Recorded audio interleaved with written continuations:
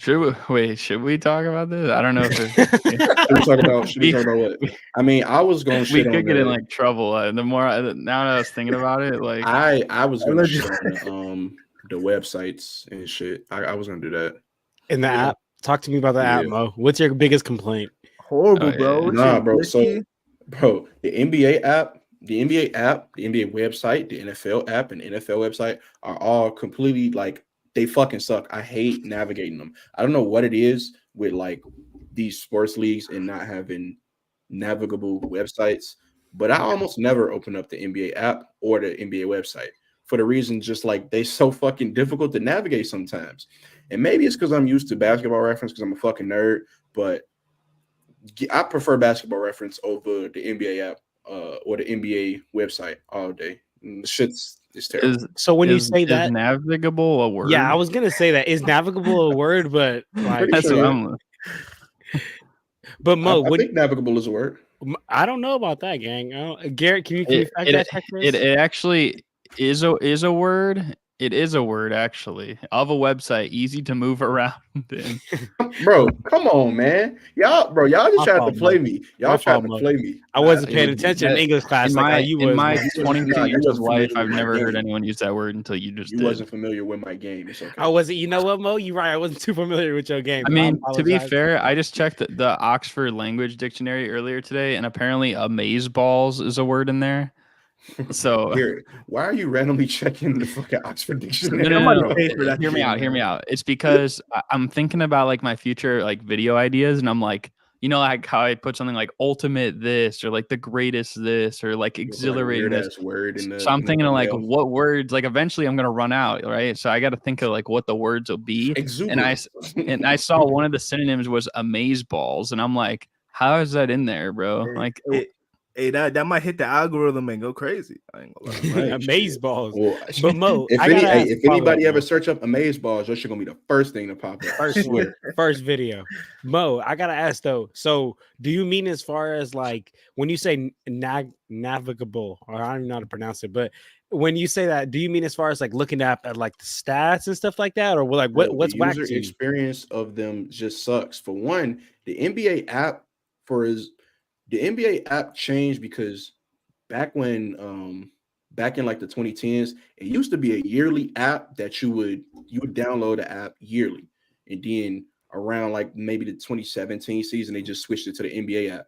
It was always a stupid idea for you to have to download a new fucking app every season. I don't know who was in charge of that, but yeah, you remember that? I do remember that. Exactly. That was a stupid idea, but. Bro, it's tough to get into the box scores. It's low-key a little difficult to read sometimes. Oh, yo, it's so glitchy. Like last year, you couldn't see the box scores at all for me, bro. Or do that. Yeah. Yeah. During the 2022 NBA Finals, during the 2022 NBA Finals. I remember this specifically. I was trying to look up on the NBA app like what the scores was because Tatum was having a bad series and Jaylen Brown also didn't have a good series. And I was looking it up, and the shit would be like the next day after Game 4, Game 3, and it wouldn't be updated. Like, how is your app not updated with the latest shit? I expect like it to not be updated if it's a few hours, but like full 24 hours, damn near 36 hours to go by, and it's just not updated. Game 4 be played, and it still got only Game 3 stats. $1 billion. It doesn't even say the box score on like if you use it on like a TV or something like that. Like it says it maybe throughout the game. Well, because sometimes like I do like if I have it like the app on my Xbox, I'll just sign in through there and I'll watch it on there. But like. Yeah, like it doesn't say it after games or anything. Honestly, my biggest complaint. I mean, yeah, right about the user stuff. I definitely prefer to look at stats on Basketball Reference and all that. But my biggest complaint is why in the world am I paying $200 a year and then not getting every single game unlimited? That's my issue, man. And you know what? When this TV deal expires, Adam Silver better make a deal with my boy Jeff Bezos and do like a package type things where if you could a subscription base, none of that shit. Just Adam Silver and like Turner Sports, like they gotta realize, like bro, like cable TV, like people aren't out. It's we dead, not rocking with that shit, bro. No, nobody has cable TV anymore. So like if I want to watch a Bulls game, like why are you blacking out the Bulls games when I'm trying to watch it on there? It's like, bro, people don't have cable TV like they used to. So it's like you're you're making me watch like, cool, I can watch the Jazz or like the Pistons and stuff, but like, bro, I'm a Bulls fan. I want to watch the Bulls. Like, you're making me not watch my team. It's annoying. Hey, fellas, I'm put y'all on game real quick. Yo, HBO Max, pay a little 10. You get the whole NBA season just like I'm that. gonna keep it so 100 with you. I'm not paying for any streaming service that's not Crunchyroll or Peacock. Ain't none of them shits. Peacock. Wait, hold on, Jay. You said $10 a month? $10 a month, bro. All the pay-per-views is on the Peacock. So, and you get nationally televised games, Jay? I think you have to buy. You have to buy. You have to buy HBO Max, and then like the add-on is the $10.99. But that's better than whatever the fuck NBA charging. Yeah, no, for sure. That's definitely better because right now I'm paying $200 a year for freaking to watch Orlando and Minnesota play each other on a Tuesday night. Shit, bro. Like, what are we Nobody trying to watch that, man. Come on. Pencil Neck Silver is a scammer, bro. You said Adam Silver's is a scammer? I said Pencil Neck Silver. Hey, we just had to scan them back, but we're not gonna talk about that. Hey, 6 Man agrees with me. The NBA app sucks. The NBA app does fucking suck. Absolutely. What's good, 6 Man? Like every sport, bro. The WNBA app wasn't that good either. The WNBA website. I never touched that app. You know, I never. I don't. Yeah, I haven't. That's like for me. It's like just imagine like a really like dusty box or something like that. Like y'all really wilding, and this WNBA finals has been very good so far. It's looking like it might extend out all the way to 5 games, and I hope it does. It's been kind of mid, bro. I'm not gonna lie. What are you talking about? Didn't Chelsea Gray, didn't she get injured last game? And Sabrina she did get injured last game. Brianna Stewart hasn't played that good. Other than like the last game, she was all right, but like the first couple games, it sucked. Well, the Ace has been torching shit, and then they just got their ass beat on the Liberty Court. So I know, but it's like I don't know. I feel like it should be 5. But who's the female that could shoot like JJ Redick? I was watching highlights of her. Is that Sabrina you're thinking of? Maybe blonde. She's been mid, and that's she's dropping Draymond numbers. Sabrina been like ass this finals. I ain't gonna lie. Hey, funny story.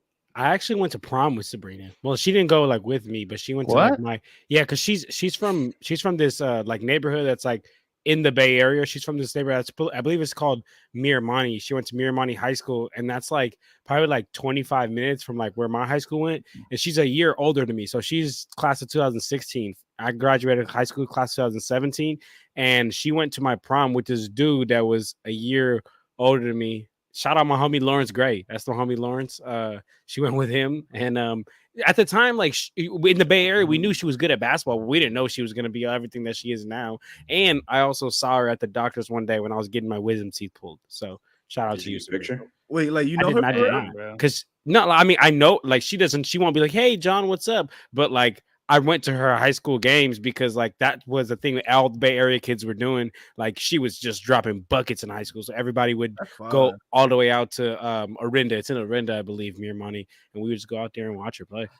It's decent as fuck. I ain't gonna lie. Yeah, but anyway, I feel like this is a good segment and good way for us to go ahead and get started. Welcome everybody, Kid 3's stream. Y'all know what it is, man. Monday, October 16th. We 8 short days away from regular season starting. Yes, sir. We 8 short days. So you know what that means, man. We got to tap in, talk to my guys. So let me go to my right first. My dog Mo in the house. My dog, how you doing today? Hey, man. I'm feeling good. I'm feeling good for a multitude of reasons. For one, Spider-Man 2 comes out on Friday. And your boy got his pre-order in. You already know. Super Mario Wonder also comes out on Friday, which I don't have that pre-order, but I'm definitely getting that shit. That's Peak has returned, man. Peak has returned. And I finally got a fucking excuse to play my Switch because I legitimately only have Pokemon Violet on that motherfucker. Haven't bought the DLC, and I haven't touched it since I completed the Pokédex. So I can now get some use out of my Switch finally. It sounds like life's good, Mo. It sounds like life's good right now, Mo. It sounds like life's good. That's what I love to hear, man. And right under Mo, we got my dog Jay, NBA Addict TV. My dog, what's the deal? How you doing? Hey, I need to get me a motherfucking Switch there so I could fill out my Pokédex. Hey, what? Yo, what's good, y'all? I'm feeling absolutely great. It's a Monday night. Last stream we had the big 3. Now we got the core 4. And I'm excited for the stream, bro. Core 4, baby. You know what it is. And Mo talked about Super Mario. He's talking about Super Mario. So we got to introduce the one and only Super Mario Hoops. My dog, Garrett, my dog. G, how you doing?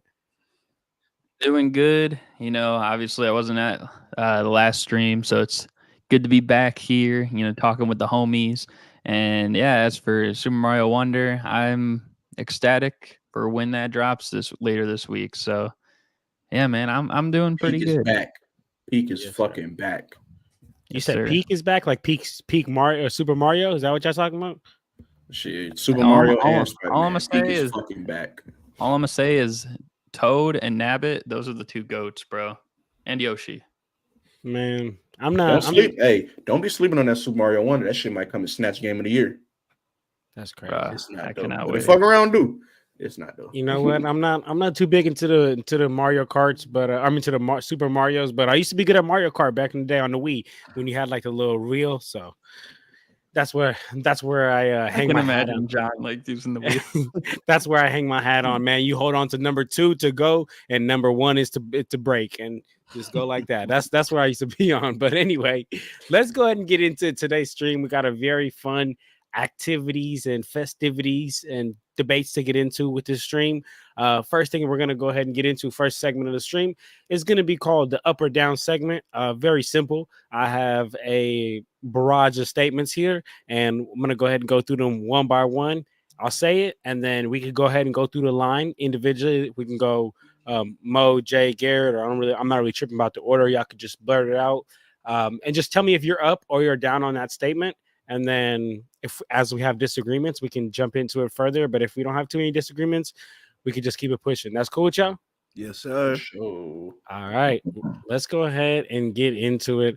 And I'm going to go ahead and make my first statement a real big bang, man. So we seen Damian Lillard got traded to the Bucks, and now he's teaming up with Giannis. So with this new recent addition to the Bucks, that makes me think, are Dame and Giannis now the best duo in the NBA? Are you up or down on that statement? You know, it's funny that you brought this up. Every single one of us down here. Wait, was you in the number one like duo stream too? Was you in there? Me or Garrett? I was not in there. But I'll say I don't think so, to be honest. I think it was you, Jay, and Gabe. Right? Yeah, right. Yeah, that's what it was. Yeah. We did do 3-man weave on that. But it's funny you said that because me and Jay had them at number 1. Jay, I don't know if you still agree with that, but oh God, yeah, I still got them at number 1. So it's funny though, because I actually had them number 2 in my mind. So and it's not like talent wise, like individual talent wise, I would say Dame and Giannis are better in this duo, but like we've already seen how effective and how successful it's worked between Nikola Jokic and Jamal Murray. We know what you're talking about. Because of that, like as of right now, I got to give them the edge. Now, if we get like further down the season, and it's like Dame and Giannis are cooking like 66-16 type of record or something like that, then yeah, like I could definitely see it. But like as of right now, from what I've seen, like I know Jokic and Murray, they can fit together seamlessly. Dame and Giannis, it's like we still gotta, see a little bit more, Man, Garrett, that's a really good point. I ain't gonna lie. That's like a really good point. And I wonder if we're talking about talent wise, I think it's pretty clear that it's Damon and Giannis, because I feel like between Jamal Murray and Dame, me personally, if we're not taking age into account, I'm taking Dame 7 days out of 7, and we know what Giannis do. But I just feel like when we look at the way the NBA is played, and we look at the player we've seen Giannis be up until now, and the player we've seen Dame be up until now, it's kind of hard to say that they're not going to be the best duo in the NBA. I mean, can you imagine a Dame and Giannis high pick and roll? Like you got Dame coming down court with the whole floor spread, where he got shooters like Chris Middleton or Pat Connaughton in the corner, or he can get to the hoop, or he's got a Giannis rolling kind of like on his hip behind his shoulder. Come on, man. To me personally, as much respect as I want to give to Jokic and Jamal Murray, I just think that duo of Dame and Giannis is going to be just too dominant, to be honest. Yeah, no, absolutely, bro. Yeah, the duo of Dame and Giannis, that's just gonna be plain unfair, straight unguardable. And we know what Nikola Jokic and Jamal Murray provides when it comes to offense and how fluid and the continuity between them two. But when it comes to straight firepower, like when it comes to like you really can't stop them, I gotta lean towards Giannis and Dame, bro. Man. All right. So me, Mo, Jay, we with Giannis and Dame, and then Garrett, you're with Jamal Murray and Jokic. So let us know. Let us know in the comments who you got. You got Jamal Murray, you got Jokic, or you got Dame or Giannis. But let's go ahead and keep it pushing to our next up or down statement. He said, okay, 6 Man said he would put them third. So who is no 6 Man was talking about the Celtics duo. Oh, okay. Yeah. Sounds good. All right. All right. So then let's go ahead and keep it pushing. We know that a lot of the times, y'all, when it comes to these hyped up rookies, the NBA has a plan. They want to make them the face of the league. So they start planting seeds at an early stage and early in their career. So I got to ask you guys, do you think the NBA is going to give Victor Wembanyama the Rookie of the Year this year? No. Yeah. Oh wait, will they give it to him? I mean, it will. I mean, of course, he has to somewhat earn it, but a lot of the times they want to make him face of the league. They're gonna give it to him. Yeah, I feel like we were talking about this maybe last stream. I'm not sure, but I don't know if he's going to necessarily play enough games to win Rookie of the Year. And also, I think Chet is going to be more impactful on that OKC team, and we're gonna be able to see the difference with him on the court now, and compared to Victor Wembanyama, because I don't think the Spurs are gonna be good whatsoever. Now, I think he should be a favorite for Defensive Player of the Year. That's a different conversation. But Rookie of the Year, I'm leaning more towards Chet, bro. See, my thing is like, I feel like all the same knocks that you could have against Wemby for that, like they exist for Chet. Like, and especially because like Wemby with his build, it's like we're gonna have concerns that he's gonna have injuries and stuff like that. Well, we just saw Chet last year; he missed the whole year. You know what I mean? So it's like there should honestly, if you are asking me, maybe you could argue more injury concerns for a guy who just missed the whole season, and maybe he wouldn't play the 65 games. But with that being said, like, for the question of like if the NBA is going to give him a Rookie of the Year, with that specifically, I would say no, because I think he's going to, earn it. I think he will be Rookie of the Year, and I think he'll be well and above the best rookie. The only way he wouldn't get it is, like you said, Jay, if he doesn't play enough games. But with Chet being the alternative there, I feel like the same concerns could be said either way. Like, I feel like it'd probably go to someone else like Scoot or something. It would feel like when Embiid played his first season and it's like he played like 30 games and it's like, well, obviously you knew Embiid was the best player playing his first season that year, but it's like he hasn't played enough games to qualify. And so we're going to give it to a consistent player who's playing well, like Malcolm Brogdon. You know what I mean? So my fault, Mo. My thing about that is just like, I'm not saying that he will necessarily get injured, but I think the Spurs are going to be very careful with him because he's the best player since LeBron James, and they're just gonna treat him a bit differently than they would any regular rookie. Hey man, Wemby gonna run away with that shit. That's his Rookie of the Year. That's his Rookie of the Year award to lose. And no, I'm not saying that just to like be on Wemby's nuts. I think he's gonna be that good. And also with the rest of the rookies like that are in the race.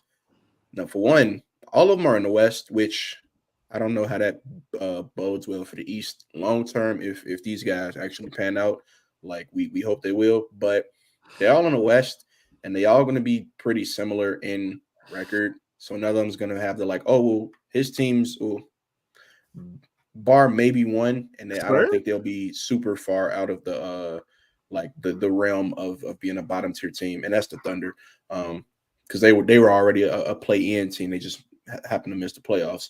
But I think their record is going to be similar enough to where it's like, all right, we can just judge based on how they actually played, and if they do that, then I mean, come on now, Wembanyama gonna run away with that shit. I mean, the Hornets had a chance to get a solid rookie, but they picked Brandon Miller.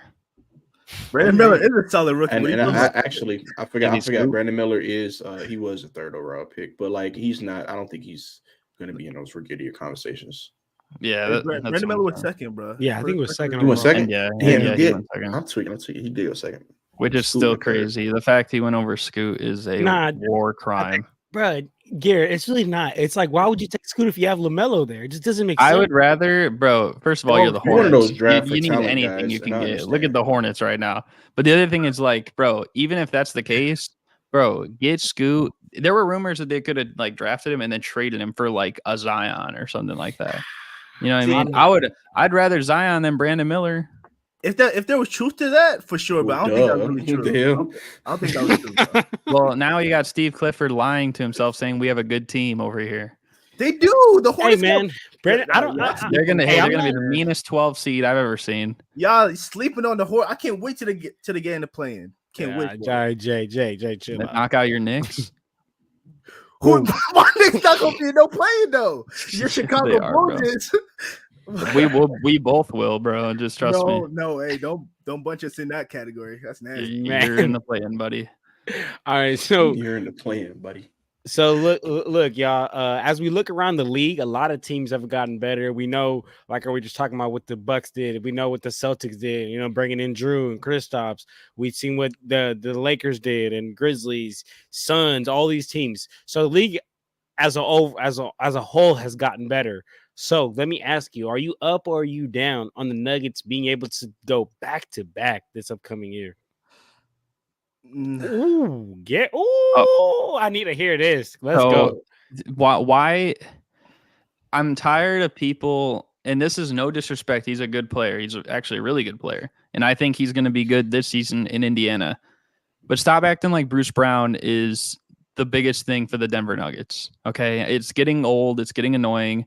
The biggest reason they won the championship is because of Nikola Jokic and Jamal Murray. That's point blank simple. Aaron Gordon's defense, right? Michael Porter Jr., his ability to stretch the floor, KCP's experience. They have more than enough in their starting lineup. And then off the bench, it's like, well, you lose Bruce Brown. Yeah, it's going to hurt. But you got a guy like Peyton Watson, who, if you guys saw what Calvin Booth said today, he's pretty high on him. I think he can be kind of like a more versatile version, you could argue, maybe not quite the shooter, but you got him. You added a shooter in Justin Holiday. You know Christian Brown's going to take a step up.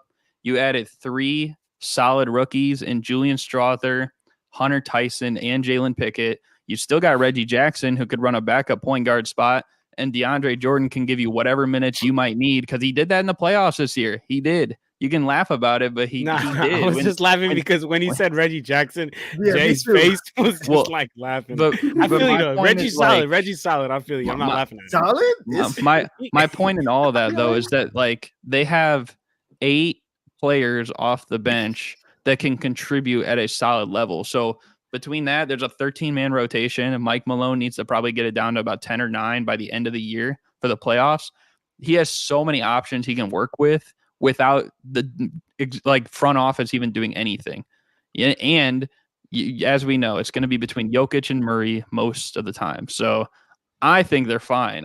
Bruce Brown, again, he played a big role in them winning a championship, but with all due respect, he's replaceable, especially when you have a guy like Jokic and Jamal Murray running the show for most of the time. Let me just say that when it comes to rookies, Christian Brown is an outlier. Mike Malone doesn't usually go to rookies, especially in playoff games, especially in situations where you necessarily need to win. So for those rookies to actually get his attention and find their way on the court, they have to be really fucking good. And I give that to Christian Brown because he was like really good in the playoffs. And I do think he is the one that's going to fill in that Bruce Brown role. I don't know about Peyton Watson. I'm not saying he's gonna be bad, but I don't think he's going to. I don't think he's gonna be able to fill Bruce Brown's shoes. But when it comes to that, the Nuggets, they're not as good as they were last year. And I know they have been good for the last couple of years. I mean, phenomenal, right? Nikola Jokic is a 2-time MVP. But when you win a championship, that puts a different set of intensity. That really locks you in when it comes to the opposing team and how they're going to defend you. Now, I'm not saying that coaches didn't already have a game plan for Nikola Jokic and how they were going to defend a 2-man game with Jamal Murray, but it's going to be at a whole nother level. You are the defending champs. And I will say the Western Conference got better. I do believe the Timberwolves, with Bruce Brown, I believe saying that was their toughest matchup in the playoffs. I believe they're really gonna lock in on trying to make every single thing difficult for Nikola Jokic. The Los Angeles Lakers, they necessarily don't have the bigs to defend Nikola Jokic, but I believe Anthony Davis is going to try 100 times harder than he did in the playoffs last year.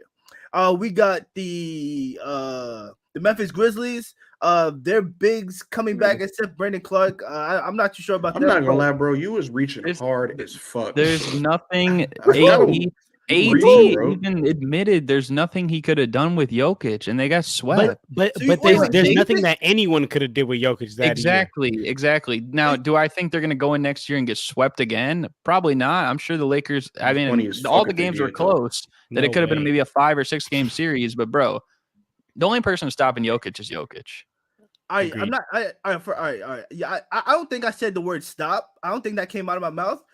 You said try 1,000 or 100 times harder. Like, he tried as hard as he could. He did everything he could. It's just Jokic is that good. Same thing with the Timberwolves. Well, I think they're going to watch the tape and they're going to be more defensive schemes to get Jokic off of his game. I mean, like in the finals, I know Eric Spoelstra is trying to deny that, making Jokic a score. Bro, he was hitting these. He was hitting these. The somber shuffles, right? He was calling them falling backwards. What the fuck was that, bro? Let me see, Garrett. Do it again. Do it again. Wrong leg. Garrett, do that again. Oh, God, man. He was hitting all those, bro. There's absolutely nothing you could do to stop that guy or even slow him down or make it harder. There's no defensive game plan. The defensive game plan is this. You take it right. Here, wait. Put me full screen real quick. Here's the defensive game plan to stop Jokic. Take your right hand and you take your left hand and you put them together. There you go. That's the defensive game plan. You pray. You pray. What the fuck, man. Listen, bro. That shit was just funny.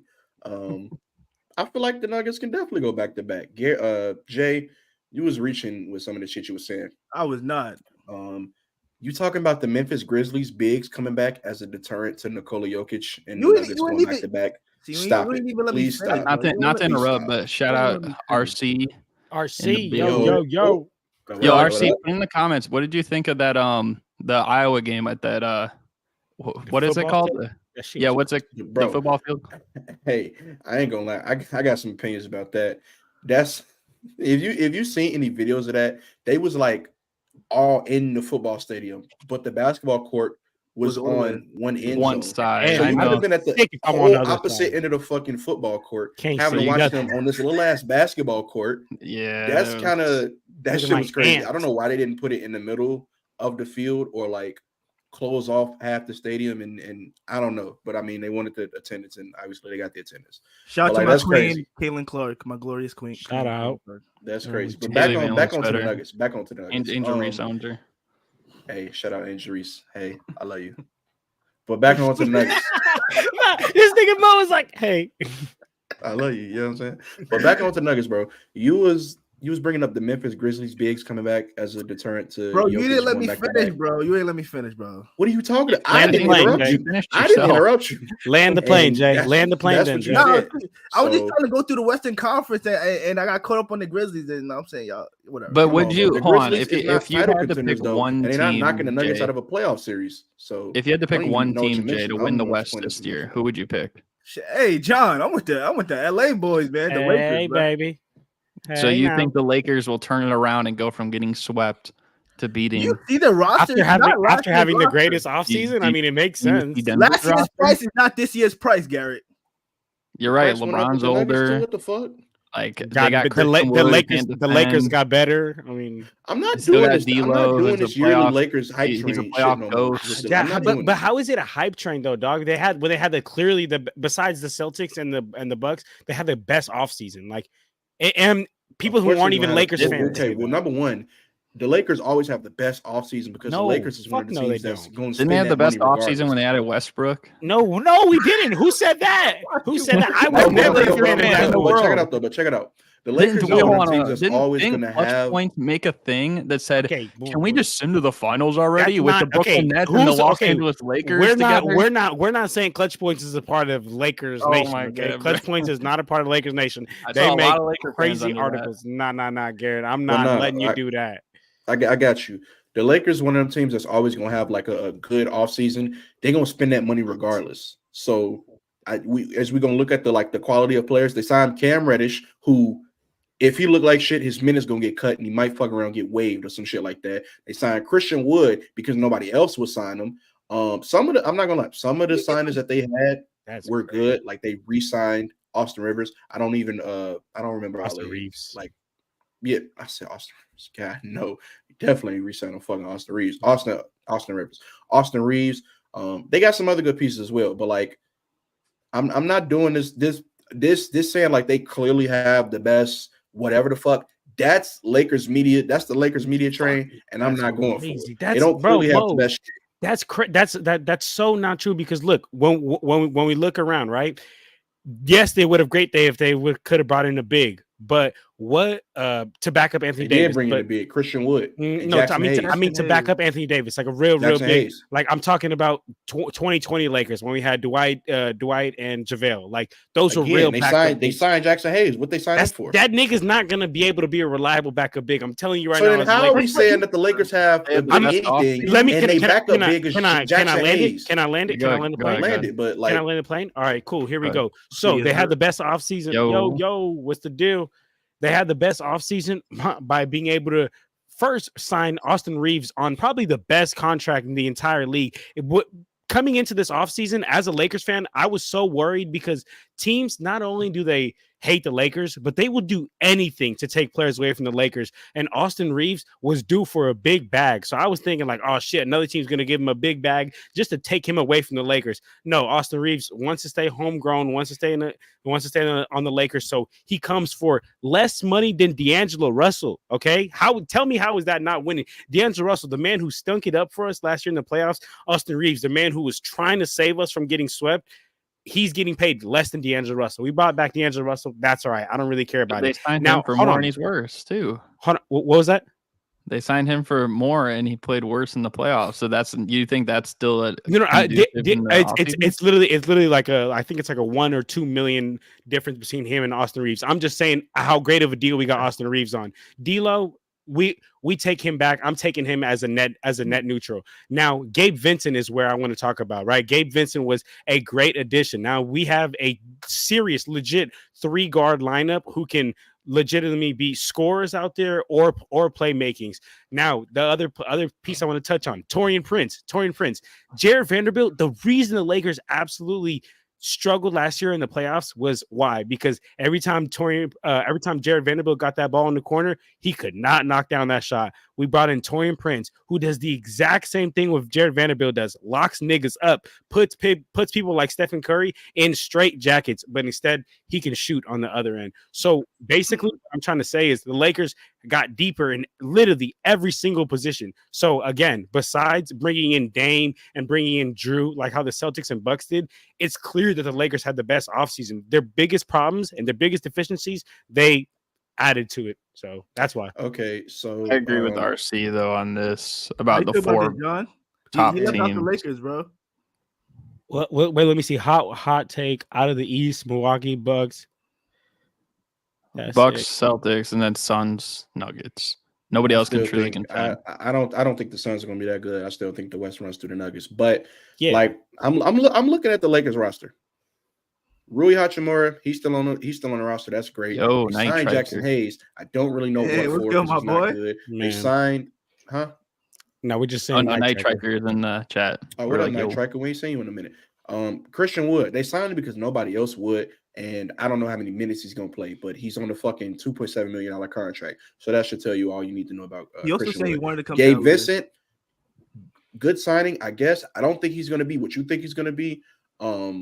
He might be decent, and he might fuck around, get his minute snatch. I don't know. I don't think he's gonna be that much of a needle mover for real. Jared Vanderbilt, if he could get a shot like consistent, he'd be great, and he'd fit on this team even more. That's why we got Taurean minute snatched in the playoffs. D'Angelo Russell, not very good. Austin Reeves, good re-signing. I like that. Torian Prince, I like bringing him in. Scottie Pippen Jr. just got waived today. I like him a lot. And then that's it. Oh, and you got Rui. I also like Rui being on this team, but like they got some hoopers, bro. No, I forgot to mention they signed Cam Reddish too. Get the re-signings. Like no one's denying that. I just think like they're re-signing those players, but we also saw what those players produced in a series where they got swept by the best team, though, dog. Like you're literally taking them. No, that's the point. It's like this is still the team to beat. Like they're the standard currently. Yeah, I'm not saying that the Lakers are now the team to beat, but I'm just saying it's blasphemy to say that they just like they're out of the conversation. They're not in the conversation after they. I don't think anybody said that. I don't think that. I'm just saying, like, I mean, I was coming for you guys because you both said the Lakers are like you and Jay said the Lakers are the ones to win the West. Okay, that was Jay. If you ask me today, Jay, because Monday, he's not a Lakers fan. I at least get where you're coming from. You know? Monday, October 16th. If you ask me, John, no bias aside, like who do you got coming out the West? Like it'd be disrespectful to not take the Denver Nuggets because the regular season hasn't started. But let me see the Lakers play and let me see the regular season go. My answer might change. It might stay, but it also might change. But I just wanted to say, all I'm saying is that it's blasphemy to not throw the Lakers in that conversation because like RC said, out of the West, only Phoenix, Denver. That's it. That's crazy. There's Phoenix. Hot take. Actually, not a hot take. I'm taking Lakers over Phoenix in a 7-game series. I just wanted to ask Jay, because you said earlier about the Nuggets with, Mike Malone. It's like Christian Brown is a rarity where it's like a young guy that he depends on. But it's like if you're looking at this Nuggets team, it's like who are the veterans that are going to take away the minutes from other young guys? Like, I feel like it's come to a point where those other young guys on the team, from whether it's Christian Brown or Peyton Watson or Jalen Pickett, Julian Strawther, Hunter Tyson, I feel like those are 5 of their main 8 bench players this year. And they're all either rookies or second-year players. Like, how are, Justin Holiday, Reggie Jackson, and DeAndre Jordan, do you think those veterans are really going to take away that many minutes from those bench guys? Hey, just because you don't got vets to replace the rookies don't mean you play the rookies. And I don't think Mike Malone is just going to play the rookies just because he has to. And I think that's a problem with the Denver Nuggets. You don't have people to supplement what Bruce Brown and Jeff Green and what those guys brought coming off the. They do, though. That's the thing. You're hoping that these guys. No, it's not hope if they get a chance. But I feel like they're in a situation where those guys have to get the chance. It's not going to be like usual years in the past. Because remember how long it took before like Michael Porter Jr. got a real chance on that team? That's because they had so many options ahead of them. Hold on. There was a reason his back, and it only took about 2 years. Well, even like the bubble year, I'm saying the first year, I get it. The second year, the bubble year, he was getting more healthy. He probably should have been playing more, but it felt like Mike Malone was kind of like easing him more into it when he could have been playing more. Because of the back. I'm not putting him into an 82 game season with that back. That's true, but he also could have been playing more than even what he should have been, regardless of the back situation. But I'm just saying, like, now you have 8 guys off the bench that you probably can rely on. 5 of them are either rookies or sophomores. So they're going to have to depend on those guys more. So I don't think you're going to see like this little, like, you know what? He's a young guy. We just saw it last year with Christian Brown. They had to depend on him. That does not happen a lot. I'm telling you, it won't be. It's going to become the norm this season.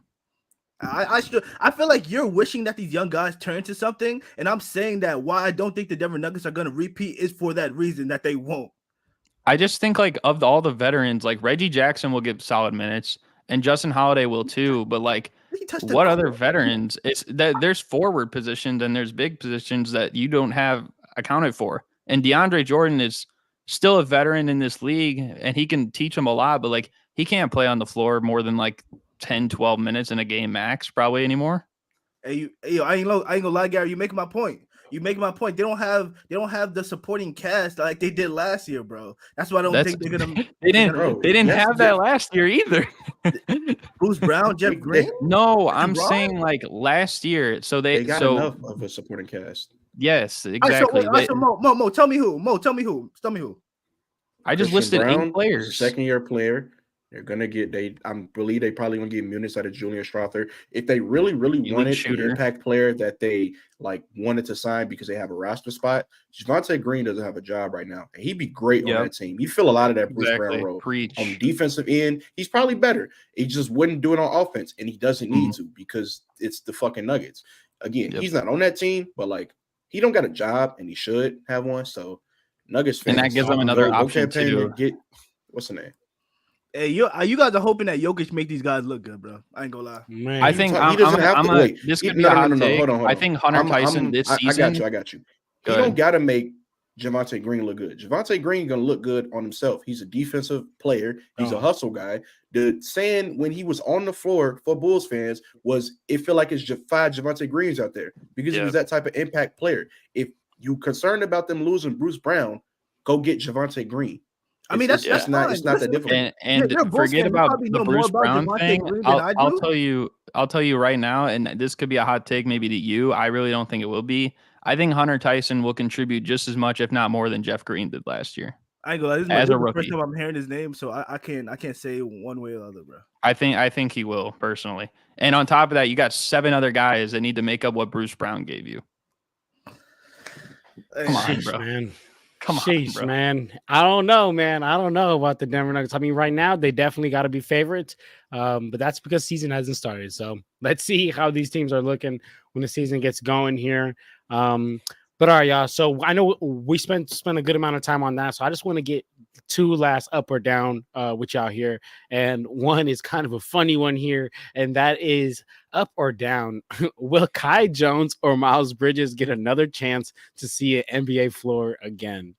I'm going to start this one off. Miles Bridges hasn't been like dropped from the Hornets yet. So as far as I'm concerned, he's still on his first chance and his second chance. I don't if they ain't did it yet, I don't think they're going to, especially with all the details that came about his second run in with the law and getting arrested and shit like that. If they didn't announce him being released or waived or whatever the fuck yet, they're not going to, and he's probably going to play this season. So yeah, I think it's for the Hornets. Yeah, I think it's a no and yes. I think Miles Bridges, like, we saw him at practice the other day, even after like that news broke. I feel like they're just gonna play him, and it's like seems maybe sketchy. A lot of people are kind of like torn about it. I personally think it's not doesn't look good, obviously, but I feel like if they're going to invest in that, so I guess he's going to have a chance. The other thing is like with Kai Jones, I feel like he probably, like, I wouldn't be surprised if he did, but it's probably not going to be an immediate thing. I wouldn't be surprised if he never got a chance again. The other thing that really like surprised me though, because I was just kind of checking with Kai Jones, because I'm like, so this guy's been in the league for 2 years. You know, he was a first round pick, kind of like a late first round pick, but like I didn't realize he was making like $3.5 million a year, even for his like draft position. So it's like he's already made like basically $7 million. Like, to the average NBA player, that doesn't seem like a whole lot, but maybe to like the average person, it's like $7 million is a lot. You know what I mean? So like maybe he's just content at this point, and he's like, you know what, like I got this, so I'm chilling, bro. I'm chilling. You think that's not enough to go out for the rest of your life, though? No, especially if you're living an NBA lifestyle. No. I mean, well, think about it. Where he's at, like if he wanted to go a different route, move somewhere else. I mean, eventually it's not going to seem like as much as it is, but like $7 million, like you could be fine for quite some time. Agreed. So maybe that's what he's thinking, and obviously it's a stupid idea. From like what we all said, it's a stupid idea. So maybe eventually, like if he just doesn't do anything about it, it'll just bite him in the butt. But y'all tripping when it comes to Miles Bridges. Hey, we seen KCP play with the ankle monitor on. Let Miles Bridges play. Hey, free Miles Bridges till it's backwards. You hear me? Stop saying that, nigga. That nigga ended stream last time. See, when it comes to Miles Bridges, I think he really determines how good the Charlotte Hornets are going to be. So I think, without a doubt, they're going to play him, and they're going to give some words on that too. And they're going to give him another chance. If he didn't, though, I really would like Brandon Miller to go into that 3 position. Because I think they're a little bit logged in when it comes to that. I think one of those guys are gonna have to come up to the bench unless it's going to be PJ Washington again. But when it comes to Kai Jones, bro, we already know the athleticism that he brings to NBA team. Unfortunately, I don't think it's that he just doesn't want to play basketball, wants to be, or is content like with the money he's made. He's made it vocal that he said that he's better than Mark Williams and Nick Richards. He never got PT on the Hornets. I think he purposely got his way off the Charlotte Hornets successfully, and I think I wouldn't mind the team that's lacking bigs to take a chance on him. I know the mental aspect, like you're kind of worried if he's okay when it comes to that, and I think we all are. But I think he will. I think they both will get another chance in the NBA. I don't think Kai Jones is a bad basketball player whatsoever.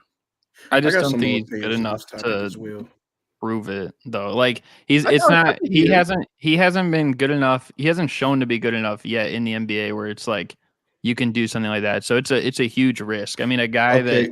Question for you, Garrett.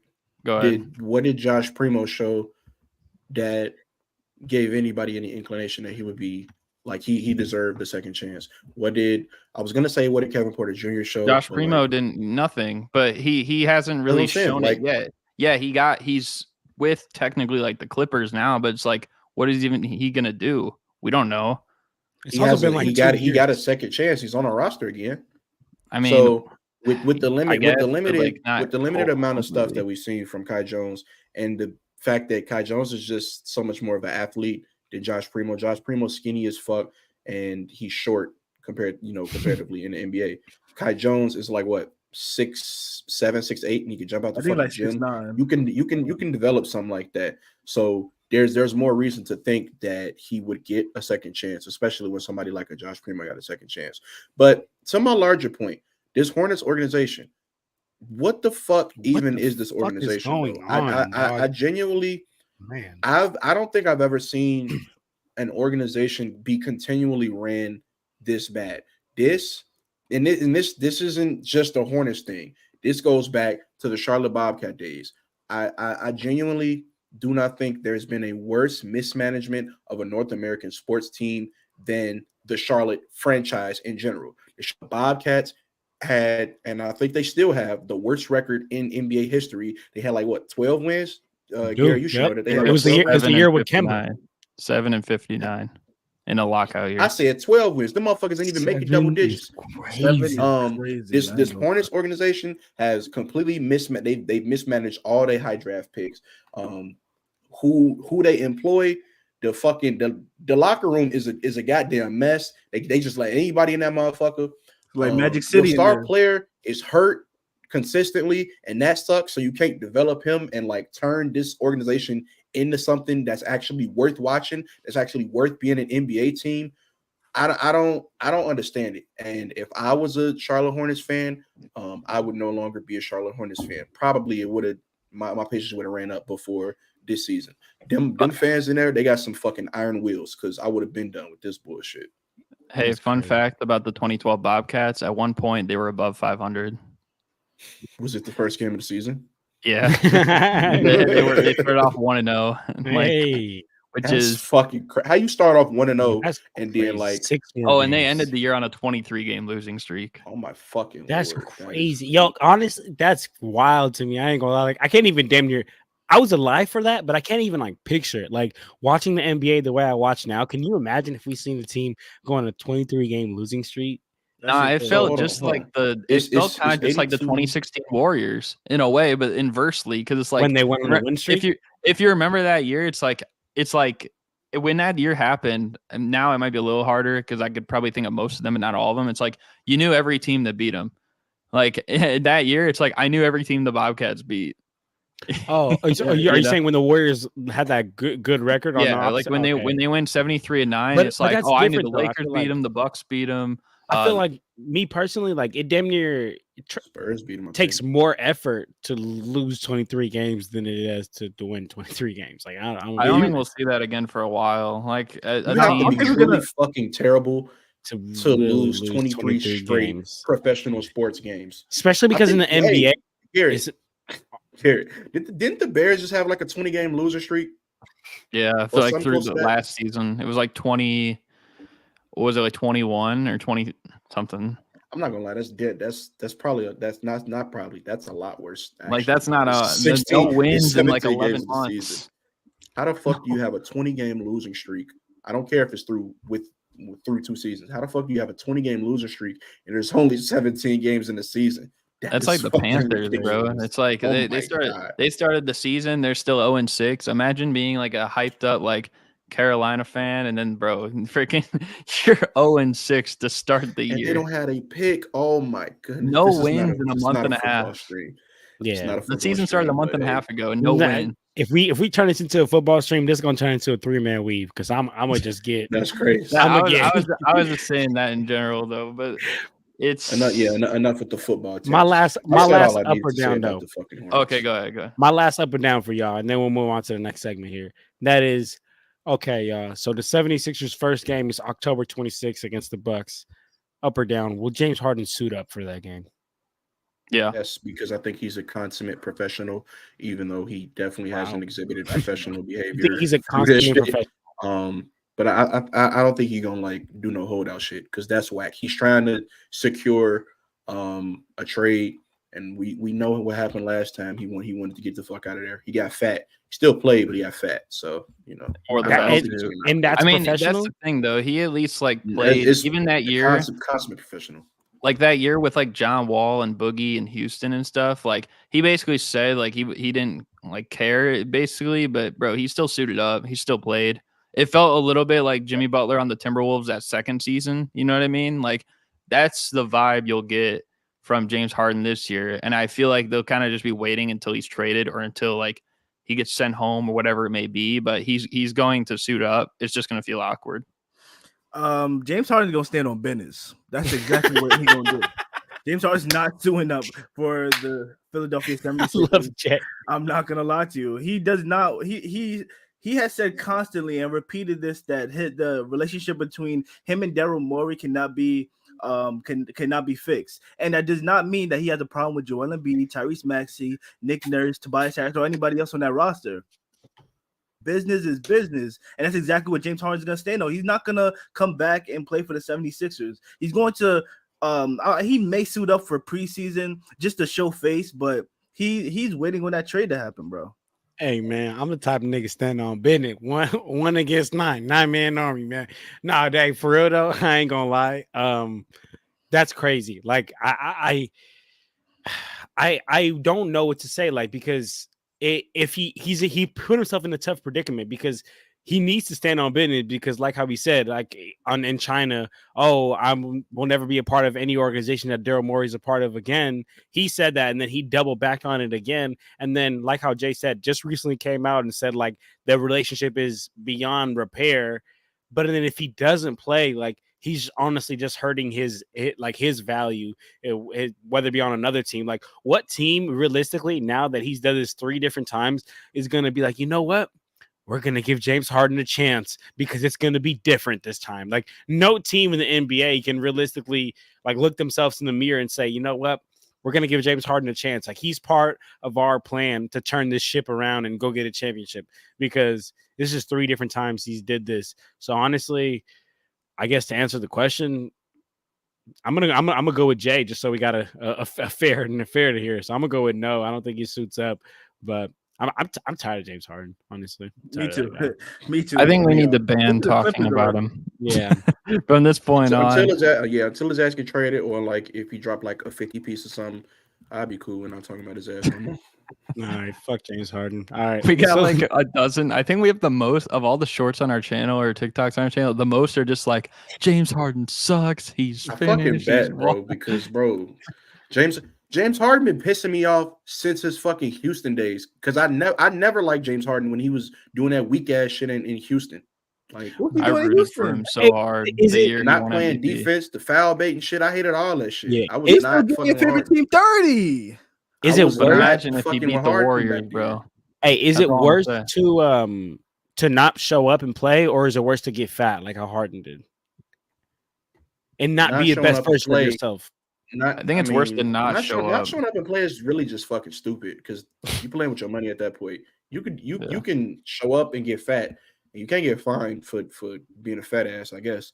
But you can get fined for just not playing, and that's fucking with your money. So you got to be pretty stupid. Yeah, I guess that's and true. The other thing is like nobody can know for sure if it's like, let's say he did come in and he played like with the fat suit thing or whatever. Like if he plays bad, it's like you don't know if he's just actually having a bad game or if he's like literally trying to sabotage the game. Like you can maybe have an idea, but you aren't going to know for sure. So I would say it's like, well, at least he's out there, better than like this dude's holding out. He's being the, as you call him, the prima donna of the NBA, you know? So yeah, no, hey, I'm right there with you, Garrett. I don't really, I mean, the way I see it is like you're a professional athlete and like you're supposed to be in shape, and then you come start a season fat. Like to me, it's crazy. It's like, come on, dog. You have one job here, and that's to stay in shape. All right. So we're gonna go ahead and get into our next segment here, our next topic that we have. And that is our top five ranking from best performances from last year. I know y'all, we kind of talking right here in the backstage, so I'm not a good multitasker, so y'all just gonna have to tell me what y'all typing out here in backstage. So however y'all feeling this, if y'all want to get into a list type thing, or if y'all just want to kind of shout them out, let me know. But that's basically kind of what we're gonna get into. I was gonna say maybe not do a top five because one, we kind of like top X list out. We've been doing this shit for a minute, and it always take a little bit of a decent amount of time. So I say just like go round table and spit them out and be brief about them. If you want to go through all five, go ahead. We could do that actually. Yep, let's do that. That's cool with me. Mo, since you got the mic, go ahead and get it kick started for us. All right. So when I was doing this, I included both the regular season and the playoffs, and of course the play-in. Oh shit! Actually, I didn't include any play-in games on here because I didn't think about it. But well, Gary, you probably got that covered.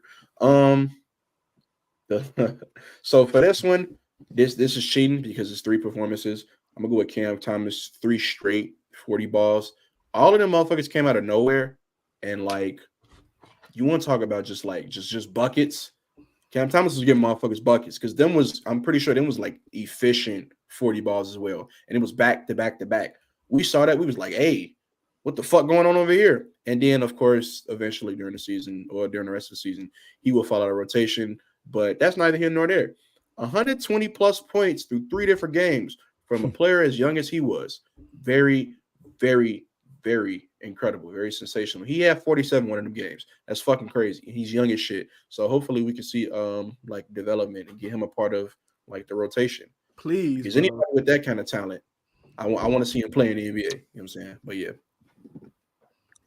Yeah. So, and we're just going like one by one, right? Yeah. Should I start should I spit out like the one I have? Because I did pick 5, but should I start with the one I had like at the bottom or like the top of the list? Hey, do you, bro?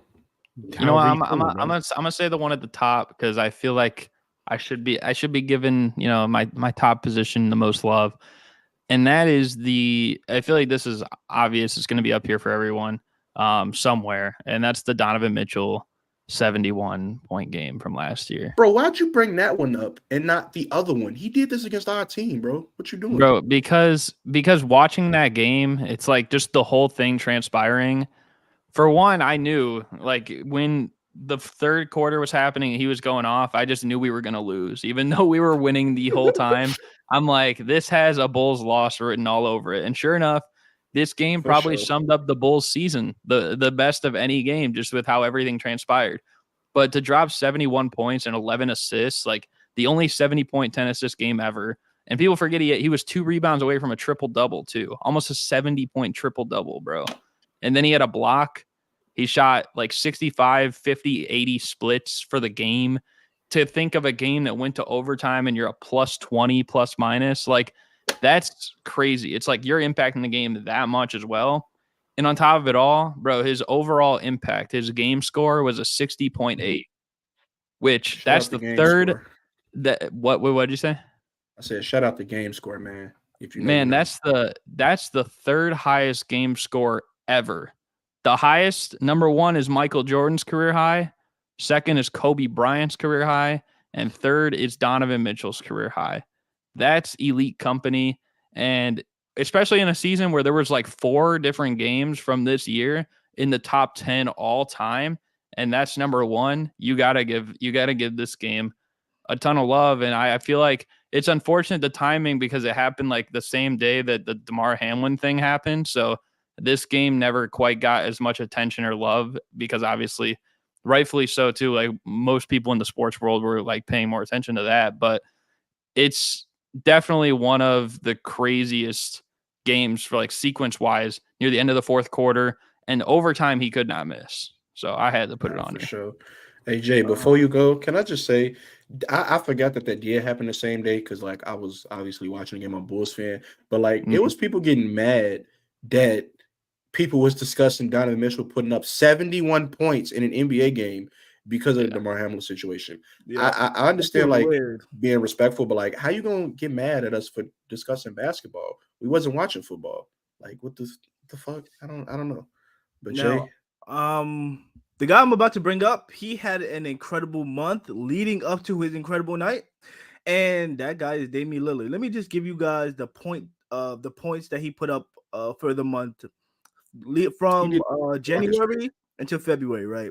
We're gonna do a little story time. All right, so starting with 60-point game, we got 30, 42, 42, 29, 40, 28, 33, 38, 40, 39. Then All-Star break happened, and he did not play the first game back after All-Star break. And we know the prideful guy that Damian Lillard is. And there was a lot of discussion. I don't know if you guys remember that. People were saying that, how aren't you going to play? You're going to take an extra game off after being off for All-Star break. They give you guys 2 weeks, so you're not going to play that game. And we know Damian Lillard is a prideful guy. And he came back with a punch and dropped 71 on the Houston Rockets. And bro, along with Donovan Mitchell, that was some of the most insane shot making that I have ever seen, bro. Like you can not stop Damian Lillard that night. He was making everything. It was an incredible performance, bro. He was sniping shit from downtown too, bro. How many threes did he hit in that game? I think he had like 12 or 13, right? Yeah, 13. No. I remember because I was watching that game. He hit a crazy amount in the first half, and he was obviously chasing the record at the end. I thought he was going to break that shit. I'm not going to lie. I thought he was going to break the. He had 13 or 22. Yeah. Oh my fucking bro! What the fuck? For number one, taking 22 threes in any level of sports is insane. To hit 13 of them. That's more than 50% accurate from 3. And that's 13. That's 39 points off threes alone. Speaking of 39 points, I'm gonna bring up a 39-point performance. Yeah, and it was a great game. I think I would personally put the Mitchell one a little higher just because like I think the Bulls had a little more to play for last year than the Rockets did. And he did that against the Rockets versus the Bulls. We had a better defense. Hey, just like regulation, though. He did a regulation. Yeah, I was gonna say that. Do y'all take that into account? Rockets, though. I don't, because the way the game transpired, it's like Donovan Mitchell literally put the whole team on his back at the end. Like Damian Lillard was insane in the first half, and honestly, like you said, Mo, I thought he was going to break the record. I thought he was also going to get like 80 points in that game. Then it started to blow how much did he have at half? He had, I think, a little less in like the fourth quarter. I don't think was all too much, but like with Donovan Mitchell, it's like it felt like one of those games where it's like, oh, this is meant to be. You know, like when someone has everybody like those games where it's like I was just talking about it, like before. I think to Mo and to Jay, like before you hopped in here, John, like because I was just rewatching like the Brandon Jennings 55-point game, and it's like he had 41 and a half. He had 41 and a half. Yeah. So. And it's like those are the games where it's like the Derrick Rose 50-point game, like games that it's like you're meant to win, and it's like everyone like the Damian Lillard one was a win too, but it's like I don't know if it felt like as nerve-wracking or like the anticipation level felt as high as like Donovan Mitchell like missing the free throw, and it was probably a violation, but like still like the fact of everything that transpired and then like overtime he could not miss like. It just felt crazy, bro. Now I'll give you the Donovan Mitchell one because I feel like in that game he like you guys needed the Cavs needed every single point that Donovan Mitchell was putting up to win that game. And not to well, I'm not gonna reveal which one it is because I feel like one of you guys will say it, but like he literally duplicated a move at the end of regulation. It just happened like nights prior, or like the night before, or something like that. But he basically one-upped it and dropped like a 70-point near triple double as well. I think you guys know like what game, like what performance that is too. So yeah, Mo? man. Yeah, man. Hey man, But, say man. Who you got next, Mo? Oh, so it's my turn. All right. So, hey man, how many times do I point to this motherfucking flag every stream? At least once, right? You got a Bulls So you know player what I'm talking on this about. list? What'd you say? You got a Bulls player on this list? Yeah, motherfucker. You got a Knicks player on this list, nigga? Yeah, I don't think so. But hey, you know what the fuck time it is when I point to this flag? I'm a homer. All right, Zach LaVine, 39 points in the play-in to send us to the next playing game, which we're not gonna talk about. But 39 points, he had 30 in the second half. He had 17 in the third. He had 13 in the ninth, and we was down big. Like we was like 18. It was one of them games where it was like, all right, bro, we just didn't show up to play. We was down. I think it might have been like 20 in the first half. And we I think it was cut it down. But yeah. How much you said? I think it was 18 or something. Yeah, something like that. We was down big. And then Zach LaVine said, all right, you know what I'm saying? I guess I'm gonna do what I'm paid to do. Shoot the skin off the ball, torch them motherfuckers. And that's exactly what he did. He torched them with, of course, the help of DeAndre DeRozan. Shout out to you. Wish you could have been there in Miami. But nah, bro, this was one of them. This is one of them games. Zach LaVine, the way he performed in that third, he made it feel like we weren't gonna lose. Even though I feel like if I remember correctly, for a good portion of that third, we were still like trying to cut the lead down, and then we didn't actually get the lead. Ended up winning, obviously, until the fourth quarter. But hey, bro, that's that 30 points in the second half. That's a performance that I can genuinely say I ain't been that happy. And I was happy, but like I wasn't super happy because again we had another game which we're not gonna talk about. But like I was very happy after that Zach LaVine performance, bro. It filled my heart with so much joy. I couldn't leave it off this list, man. Couldn't. Yeah, that's an underrated one because I feel like most people aren't gonna look at that, and maybe it's not like a top 5 one, but at least for me even watching that too, like because it's like the Bulls, like I thought we were done, bro. Like I was like, yep, like pack it up. And then he comes out and he drops like a 30 piece in the second half, which I was so upset with him at halftime because I'm like, here comes Zach LaVine selling again. And granted, he didn't play great in the Heat playing game, but at least for that one, like he basically saved the season at least for another day. But I think the other one I gotta say, that was a word for that game too. I don't know if I want to say that because I feel like you guys will touch on this one, but I'm gonna go with because I watched this game happen. This is probably the first one that was a major game last year from the MVP Joel Embiid, 59 points, 11 rebounds, 8 assists, and 7 blocks, bro. Like no matter what he did, like this was like I'm not kidding. Like he's listed as what, like 7 foot exact or something like that. It felt like he was 8 feet tall in that game. Like I'm not even joking. Like it felt like. Again? Wait, what you? Oh, it was against the Jazz. But like, bro, it felt like he was 8 feet tall because like he felt like the grown man in the room and everyone else felt like little kids. Like that's how crazy it was. Like he was just torching everybody. He could not miss, and like the whole way down the stretch, it's like. Because I was rooting for Utah, like as a former, like supporting my former Bulls, like Lowry Markkinen and stuff like that. And this is early in the year too. I still wanted him to succeed, especially when he got off to an early jump. I'm like, I want the Jazz to win this, like I want to see Markkinen succeed. But man, like Joel Embiid, bro, he was not missing, and he said, you know what, like not today, bro.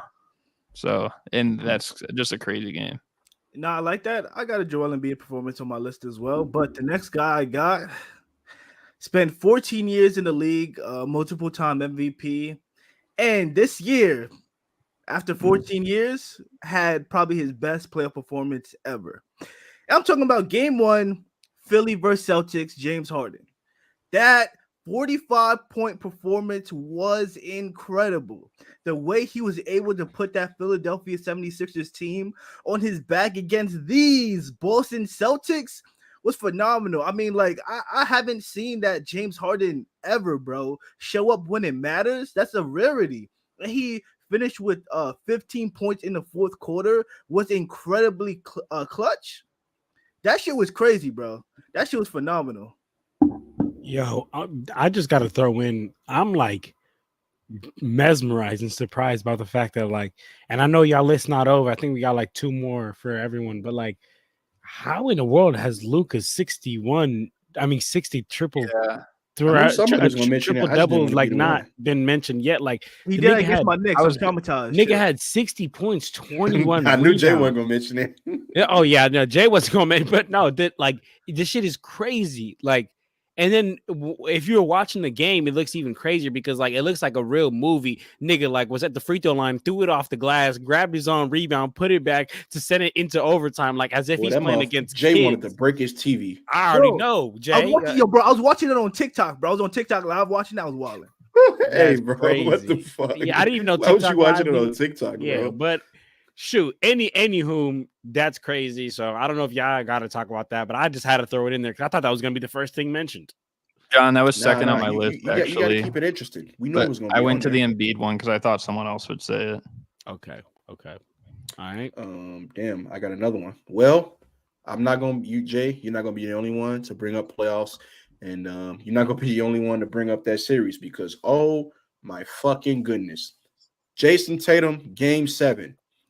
When you talk about like showing up when it matters, because that's the thing. That's the thing with Tatum. His ass be spotty and like he be streaky sometimes, and it's hard to like rank him. Even though I still got him, near the top echelon of the league, of course. But like, bro, this inconsistency shit, you can't have it. But when that motherfucker is on, oh my goodness. Actually, I don't even have. I just wrote down Tatum Game 7, but I didn't I forgot to write down how much he scored. So for one, it was the most points ever in a Game 7. And if I'm not mistaken, it was just a few short days after Steph has set the record with 50. So he has that record. That's for one. For two, that motherfucker was hunting Embiid. Like he was getting all his buckets, all his second half buckets on Embiid, bro. It didn't matter what it was. Spot up 3-corner 3, bang, it's going in. Mid range, it's going in. You want to drive? He one of the best finishers in the league. It's going in. You want to foul him? It's going in. It didn't matter. Whatever he did, it was going in on Embiid's head. And it's just to see that and then contrast it with the fucking Sixers absolutely collapsing that Game 7, bro. Crazy. It was crazy. That was a real performance. I was at work for that as well. So my two experience at work. The next one I'll say, because the 5 that I had on my list have all been basically addressed now. But the next one I'll actually say is one that's going to be overlooked, especially because this team, it was a playoff one. This team did not win their playoff series. But, bro, the fact that literally Kawhi tore his meniscus and he still led the Clippers to a win almost on a 45-5 game while shutting down Kevin Durant in the second half and Devin Booker early in the first half. I can't get over that, bro, especially because Westbrook, he was doing a lot of the little things, and I'll give him credit there. But Westbrook shot like 3 of 19 for the game. And I know Batum couldn't hit a shot at all. Bones Highland was like 1 for 8. Like, you got to give Kawhi credit. And then he came back the next game, followed it up with another like almost 30-point triple-double, almost led his team to a win after he had already torn that. Like, that is some craziness, bro. Like, I don't care what anyone said. They could say what they want about like, oh, he's made of glass, this and that. But bro, if you're doing that on like something like a torn meniscus against Kevin Durant and Devin Booker and Chris Paul and Aiden, and you're missing your co-star too because Paul George didn't play. Like, you got to give him a ton of credit. That game is definitely not talked about enough. And real quick, what's up with my dog, Reek? Yo. Hey, I'm gonna plug it on the live stream. We got a lot of different faces in chat today. I just dropped a video with Reek on my channel, so y'all should go check that out. Go check that out. Go check that out. ASAP. What up, Reek? Oh, it's me, right? Yeah. So now this is where I'll bring out my next player, right? Okay, 44 points on about 50. 50, 40, 100% shooting splits, right? Against the Milwaukee Bucks, Jalen Brunson was hooping, bro. Jalen Brunson was hooping. Watching this game, no matter what type of defense you threw at JB, he was scoring over Drew Holiday, scoring over some of the best defender, the best defender in the league, perimeter defender in the league, bro. It was incredible. Dropped 18 points in the fourth quarter, but nobody else could score more than 3 points in that fourth quarter. So they ultimately end up losing, of course. But regardless, incredible performance by Jalen Brunson. For sure, man. Right. For sure, man. Momo, last one. Who you got? Last one. Which one of these am I gonna? Which one of these I'm gonna bring up? I brought that one up already. I know what I'm going with on my last. Damn. One. Oh wait. No. Oh damn, I was gonna look it up. No, fuck it. I was gonna look up a Jokic one because I had one in mind that I wanted to do, but I'm not gonna do that. Instead, I'm gonna just go with this last playoff when I had Jimmy Game 4 in the first round against the Milwaukee Bucks. 56 points. Yeah, 56 crazy. Points and a 5-point win. That's great. Where they scored 119 points as a team. So what? 56 times 2, that's 112. He scored damn near half their points, and they scored almost 120 points. That is some sick shit. Against the number one seed. Not only did he do that, he went 19 of 28 from the field. That's 67.9% from the field. So 68% from the field. Shooting 3 of 8 from 3, which is 37.5%. And I mean, he missed 3 free throws, which sucks. But like, bro, talk about getting buckets. Motherfuckers was getting buckets. It wasn't matter who was guarding them. Everything was going in, every mid-range. Shit. It felt like every 3 because Jimmy Butler, not a good 3-point shooter no more, but 3 or 8, we'd take that any day from him. You know what I'm saying? It was crazy. And I guess it's not really a crazy thing to say after that game. I knew the series was over because they was down 3-1. The Bucks was down 3-1. But like after that game, I was like, yeah, ain't no way that he losing this shit. Jimmy not gonna let him.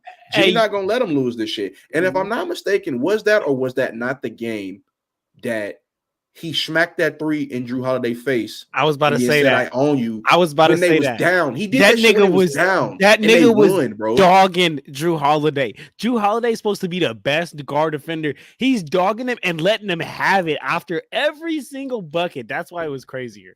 I think we need to talk about how Drew Holiday fell off, bro. That's the start of it. That's the start of the end, bro. What? I said that's why they shipped him and now he's in Beantown, bro. Crazy. That was crazy. Hey, all right, G. I'm doing that motherfucking trade any day. Dame for Drew. Yeah. Fuck off my team, Drew. Yeah. Respectfully. Yeah. My last one I'll give. It's actually I got inspired because the last one I said was a Kawhi one, but I got inspired for it. It's not even like a player performance, but just the game last year. The double overtime game between the Clippers and the Kings that went 176-175, bro. That game as a whole, 3 people scored like 40 points a game. Malik Monk literally could not miss in the whole second half in the overtime. Same thing with Fox. Same thing with Kawhi. Like Norman Powell was cooking. Like Paul George had like 34 and Sabonis had like a double 20 and 10 game, but was only like the 7th most important player in that game. Like, that's all crazy. Those things considered, like imagine that, bro. Imagine dropping 20 points, 10 rebounds, like 4 assists, a steal, a block, and you're probably like the 7th best player in that individual game. Like that's crazy, bro. Most games you might be the best player on your team. If you're dropping stat lines like that, maybe the 2nd best. But on a day like that, like it was just like absurd. And like I think everyone that played and made like at least like 3 baskets, like you probably won't see something like that again for so many years. No, yeah, that sounds crazy, bro. But I guess it's our last one, right? The last one I'm gonna give is this game specifically. Again, I know you brought up another game by him, but this game specifically is what I think won him this MVP. Philly versus Denver. My boy Joel Embiid put up 47 points, 18 rebounds, 5 assists, 3 steals, and 2 blocks. And absolutely Jokic the works, bro. Jokic head. The works, bro.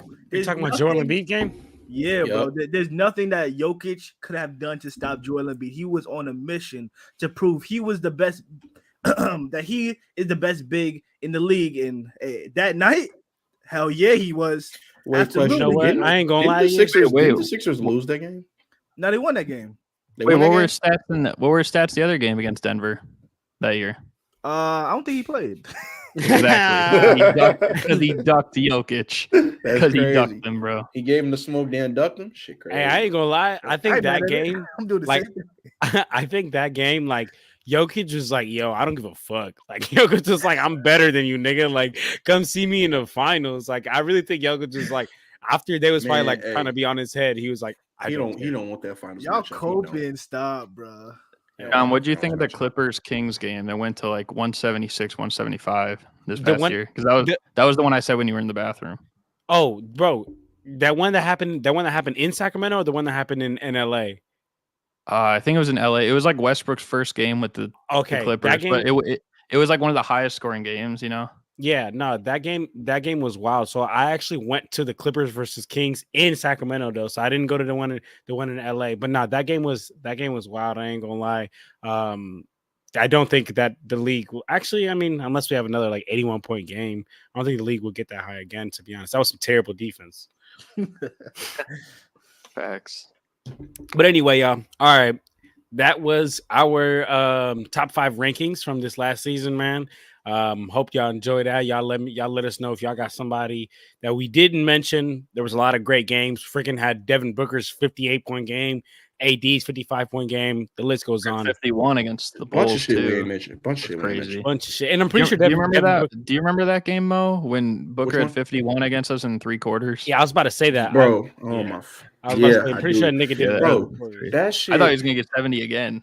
That shit pissed me off so bad because why Devin Booker doing this to us, bro? Like, what the fuck did we do? We in the East. Go do this to one of the Western Conference teams. You know what I'm saying? Just on fire. About it. How does that feel? Shout out my guy, Suns Geek. But like, man, because after that game, like because I was gonna be on his stream because it's like, oh, the Bulls and the Suns, you know. And he had me on there, like, bro, I didn't even know how to react because I'm like, this dude basically was just on pace for another 70 piece against us. We got blown out. Like, our team sucks this year. I'm like, what intel could I add to this discussion other than the fact that like our team is garbage? You're like, you know what, bro? I don't even want to come on tonight. We'll just take a rank check for this show. I mean, I did it, but like it was more so just like a meme day, you know. I feel it. I would have been on that stream depressed as fuck, boy. 55 on our heads, and we need to put up a fight.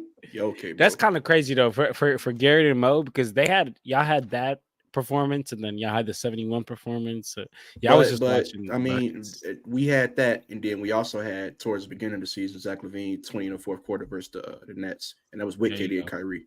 So there you go. Hey, wait, you take the slightly good with the very bad. Steve Nash head coach? Was Steve Nash head coach? Yeah. Okay. Don't count. It don't count. Nigga, what? What? Don't count. The best that has nothing to do with it. No, it don't count. It don't count. Wait, Jay, how does that not count? But they was the 1 seed when he was head coach. Yes or no? With 20 games into the season? Was they not the 1 seed? Yes or no? Were they? I don't think they were. They were. Bro, didn't RJ Barrett like have a crazy game against us this year too? Shout out to my dog IJ. He don't even fucking know. See, no, I don't know. It was like nigga don't know. Nigga just talking to talk. Hell no. All right, y'all. Let's get to this last segment here, y'all. This last segment is called "Who's at the Table." So I don't know how y'all sit at the table. Who do you exactly, man? Who do you bring to the table? But I don't know how y'all sit at y'all family gatherings or wherever y'all sit. But usually at my tables, there's 4 chairs. So that means that there are 4 seats available for people at the table. If we had a table today, we would have a perfect a perfect group of 4 with us. So what we're gonna talk about, y'all, is I'm gonna ask you who's at the table, and then I'm gonna say like who's at the table for the best scores in the league. So then now we're gonna get into the top 4 scores in the league. Mo will give me his, Garrett his, Jay his, and then if we have any inner conflicts, we can debate. But that makes sense with y'all. Y'all cool with that? Yes, sir. Yeah. All right, let's go ahead and get it cracking, man. So, who is at the table for the best coaches in the NBA? I'm not saying who's going to win Coach of the Year this year because there's a lot of factors that come into it. Just the best coaches in the NBA, top 4. All right. So, go ahead, Mo. One of them that should be on everybody's list is Spo. If he's not on your list, 100%. frankly, your list is wrong. And that's just that about that. This next one, you might not see the vision right now, but like it's a reason that he's still around. And I think that Wemby came just in time because I think potentially Pop was on his his last like leash. He was as far as being coach. If Wemby didn't come. And he did, so he's staying. He want to help this kid progress, bro. But wait, is that don't get it based off fucked up. legacy? I think that Pop is still one of them. Based off legacy? Yeah, the fuck. I mean, it's not like he's giving us much to look at. Coaching these isn't past like few seasons, as a but that's not his player, fault. like it's mental, a lot of it. So it's like it's not like you're just gonna like as a player as you get older, it's like you lose like a step or you lose like your jump shot or you lose athleticism. Like as a coach, it's not like you're like getting dumber. Or this nigga is 74. This nigga, is that not crazy, y'all? This nigga is 74. I mean, but it's bro, like he just coaches can coach for a long ass time, bro. Bill Belichick is what? I don't know how. I keep making football references. He Bill Belichick old as fuck too, though. He said, but Belichick is ass now. I mean, like, yeah, but that's not anything of his doing. Mac Jones sucks ass. So if you really him as a coach, I think you could get the best out of your players. Listen. Whatever the fuck the best out of Mac Jones is not a good quarterback. Nigga, stop talking about fucking football. Hey, bro, I was gonna leave it alone, and then hey man. All right, tell me who's your 4. best they could have got out of like these Spurs players over the last couple of years, though, is my thing. Yeah, like I mean, he got DeJounte Murray to be an all-star too. So like, I guess last time they had an all-star caliber player on their team was DeMar DeRozan, and they made the playoffs that year. So, well, they had DeJounte Murray too, but like they made the play-in at least like every year with like that, I said all-star caliber though. DeJounte Murray was kind of like tier below that. I mean, he made the all-star team. It was because a replacement, but he made it. Yeah, he was a replacement. That's probably why I didn't know that. Yeah. All right, Mo. So who's your 4, Mo? So it's Spo, Greg, and who else? Who the other 2? All right, so it's Spo, Greg Popovich, Billy Donovan. I would never say that dumb shit. Oh, I was about to say. I think Monty Williams is still one of the top coaches in the league. It just sucks how shit transpired with the Suns. But hey, Monty Williams and his Pistons team, maybe not, definitely not this year because they still got a bunch of growing and shit to do. But be on the lookout for them motherfuckers. I think Monty Williams and his Pistons team, they're a sleeping giant. And when this shit start to work, bro, it's going to be real scary. Because, again, we ain't even seen the best of Cade yet. We ain't seen very much of Cade due to injury and shit like that. But when we see it, it's going to be there. And then number 4, I don't even know if I have a number 4. So y'all might have to come back to me and I think on this one. So my table of 4, I agree with you. I think Eric Spoelstra should definitely be there, especially the last couple of years. Like over the last like 6-7 years, like he's probably been the most impressive head coach in the league. And I still have Greg Popovich there as well because, as we said, it's like as a coach, it's different. Like you don't like lose a lot of the same intangible things you would have as a player over time. And yeah, he might not have had the players, but I still think that he's done a good job and he's going to continue to do so with Wemby. My third one, I got Mike Malone. I feel like he's definitely got to be in there, especially because like he's a guy who's, he's been around the game for a while, so he's one of the more experienced guys, and he has a lot of like trust in his players too. And I feel like that's part of coaching that maybe some of these coaches don't really do all so well. It's like they they have to, if they give their players the confidence in being how they like playing the way that they need to play in order to succeed, then more times than not, they're going to play better than they're capable of. And I think he's maximizing the Nuggets just by doing that. So for that alone, I'm going to put him in there. And the fourth I'm one cut you off real quick. I know my fourth, and I got it in my head just so I can like not have to copy off you. Okay. Well, we will see, because my fourth, he's probably gonna be on your list. So my fourth, it was kind of tough, but like the more I think about it, I've been kind of critical this past year over this coach, but I've seen their training camp videos already. I still think that he's done a solid job over the last like 7-ish years when he got inserted into a head coaching role. But I'm gonna go with Tyronn Lue, bro. Thank you. I mean, like the thing is with Ty Lue, it's like he led a 3-1 comeback in the finals. No one's ever done that. He led an 0-2 comeback twice in the same playoff run. No one's ever done that. Like some of the fact that you can bring together your team when you're down so many times and keep them composed. Like, bro, how many players, like if they're down 0-2 or down 3-1, they'd be like, yep, well, season's over. Like on to the summer. Like the fact that you can bring your guys back like that so many times. And I feel like what I'm seeing, at least right now in training camp, is, bro, I've seen Kawhi smiling like 3 clips already in training camp. Don't smile for shit.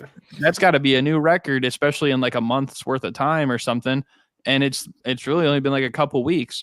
Like Paul George looks happy, looks healthy. A lot of these guys like just look happy. Okay. And I think that he, in a playoff setting, I would have loved to see this team healthy last year. It's just that they never have been. So if they're healthy, like I think that they have just as good of a chance as anybody to make noise. I mean, the last time we saw them healthy was 2021. Bro, nobody was really touching that team. I still am a believer that if they were healthy, they would have won the championship that year. It's just unfortunate that Kawhi tore his ACL. But that's probably my 4. Real quick, Jay, before you go, Garrett, I 100% agree. Ty Lue's such a good coach. I'm honestly surprised you didn't have him in your top 4 at first, Mo. But well, he was that your 4th? Oh, was that your 4th, Mo? Oh no, my 4th was Mike Brown. Okay, all right, that's a great pick too. But no, what I was gonna say was real quick, Jay, before you go, Garrett, I'm feeling like Kanye right now. All right, I'm gonna give Ty Lue his credit. You know what I'm saying? I'm gonna give Ty Lue his credit, and he did all he did. But he did have LeBron James on his. I'm not one of them niggas that are just saying like the players do everything. I'm not. Ty Lue is a great coach, and he even makes my top 4. But hold on, real quick. He had LeBron James on his team, who, whether you like him or not, is without a shadow of a doubt, at least a top 3 player of all time. And any player that talks about that year says that LeBron got on that bus and told them niggas like, look, if you don't think we can come back and win this shit and we can really do it, and he led the team. He told them niggas, like, if you don't think we can do it, don't even come. And all the players that were on that team talk about how LeBron was like a leader. So I'll give Ty Lue the credit for 3-1, but he cannot. LeBron can't go unscathed here without getting that credit as well too. My only thing I'll say against that is that like, yeah, I mean, LeBron definitely played a part in coming back down 3-1, but it's like LeBron was also playing a part in them getting down 1-3. So it's like, there you go for sure. So it's like even getting in that situation, it's like, yeah, you could say, well, he had LeBron to lead the comeback. He also had LeBron when they got down 1-3, and the other. But he also was the coach when they went down 1-3, and a 73-9 team on the other side. So it's like still leading that comeback as well. Like it's much him, LeBron, Kyrie, Love, like anyone on that team. So I still got to give him credit because he was like the main guy, like drawing up the plays and stuff like that. I basically just want you to give LeBron some credit. That's it. Well, when LeBron becomes a coach, I'll put him at my table for the head coaches. Just kidding. So go ahead, Jay. All right, so who's at my table? Right. Who's at your Jay's table? We're gonna start off at the low end. I got Frank Vogel. Frank Vogel. All right, bro. I think Frank Vogel is a really good coach. I know who's not at Jay's table. I hope. All right. Anyways, I got Frank Vogel at my table because I think he's a really good defensive head coach. I mean, just look at what he did in Indiana with Roy Hibbert. I mean, just look at what he did in LA with the Dwight Howard, JaVale McGee, and Anthony Davis. And I do think he's going to maximize the players on this Phoenix Suns team, and gets to get the best defense and orchestrate the best defensive scheme to cover some of the liabilities and some of the holes that they do have on defense. I think he's a really good head coach in the NBA. My second head coach is Tom Thibodeau. Tom Thibodeau is a phenomenal head coach as well when it comes to defense. I mean, everywhere he's gone, his team has had one of in the upper echelon in terms of being a defensive team in the league. And it shows. I mean, he's a game changer. As soon as he touched down in New York, boom, we were a winning team. And that's why we have held on to him. And after watching him last year, he's still growing as a head coach. He's still learning how to hold his players accountable. For example, in the playoffs where Julius Randle wasn't playing well, he's notorious for just letting Julius Randle do whatever he wants. But there was a fine line. And once Julius Randle was absolutely causing havoc on the court, he pulled him and benched him. And I appreciate Tibbs for what he's done for New York. It's only 4, right? Yeah, only 4. All right, so the fact that he's letting Julius Randle do what he wants, though, that's not good coaching, bro. Yeah, I just said he's learning. He's learning, bro. What, bro? We're talking about Jay. Let Jay learn. Thibodeau got to learn you got at to this point in his coach to the career. table. Then you can't the people these are like the prodigy, like the professors. Like the table is for the teachers. The learning. You already missed me when you said Frank Vogel, bro. So. I promise you, when Wemby walk in that locker room, he's gonna teach Greg Popovich his old ass some shit. Okay. Second of all right, my next coach, I'm gonna let it go. It's Tyronn Lue. I gotta throw Ty Lue in there, bro. He holds Jay, I'm not sitting at your table, bro. Don't sit at my table. Hey, be a loser. Don't sit at my table. Don't sit at my table. Be a loser. All my coaches are champions. Stop. Greg Popovich is literally about to expire. Champion. Eric Spoelstra, champion. Mike Malone, champion. Ty Lue, champion. Anyways, he said, anyway. He's a player's coach. He holds his players accountable. I like that. Very, very, very good head coach. This season, he said he had a talk with Kawhi and PG that he needs them to take the regular season serious. And I don't think a lot of head coaches have the balls to really go to your star player and be like, I need you to play these games.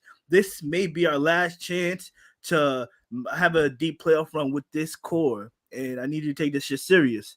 And he went ahead and did that. And from what Ty Lue's resume, I have a lot of respect for him as a head coach in the NBA. My number one, gotta be Eric Spoelstra. I mean, who else could it be? Eric Spoelstra, bro. I see some incredible things when it comes to being a head coach. Like, when people are critical of coaches in this league, they don't really spot out like things that coaches don't do well, or they just like generalize things. When it comes to Eric Spoelstra, bro, I see that with the zone he was playing, he made Duncan Robinson look like a good defensive player. I've never seen that shit before in my life. But he did that in the playoffs. He did that with Gabe Vincent, Max Strus, who I don't think anyone would say is a good perimeter player whatsoever. But he put those guys in certain defensive schemes, in certain situations where they are in defensive liabilities. And Eric Spoelstra is a goddamn good coach. Man, no Steve Kerr on your list? Stop.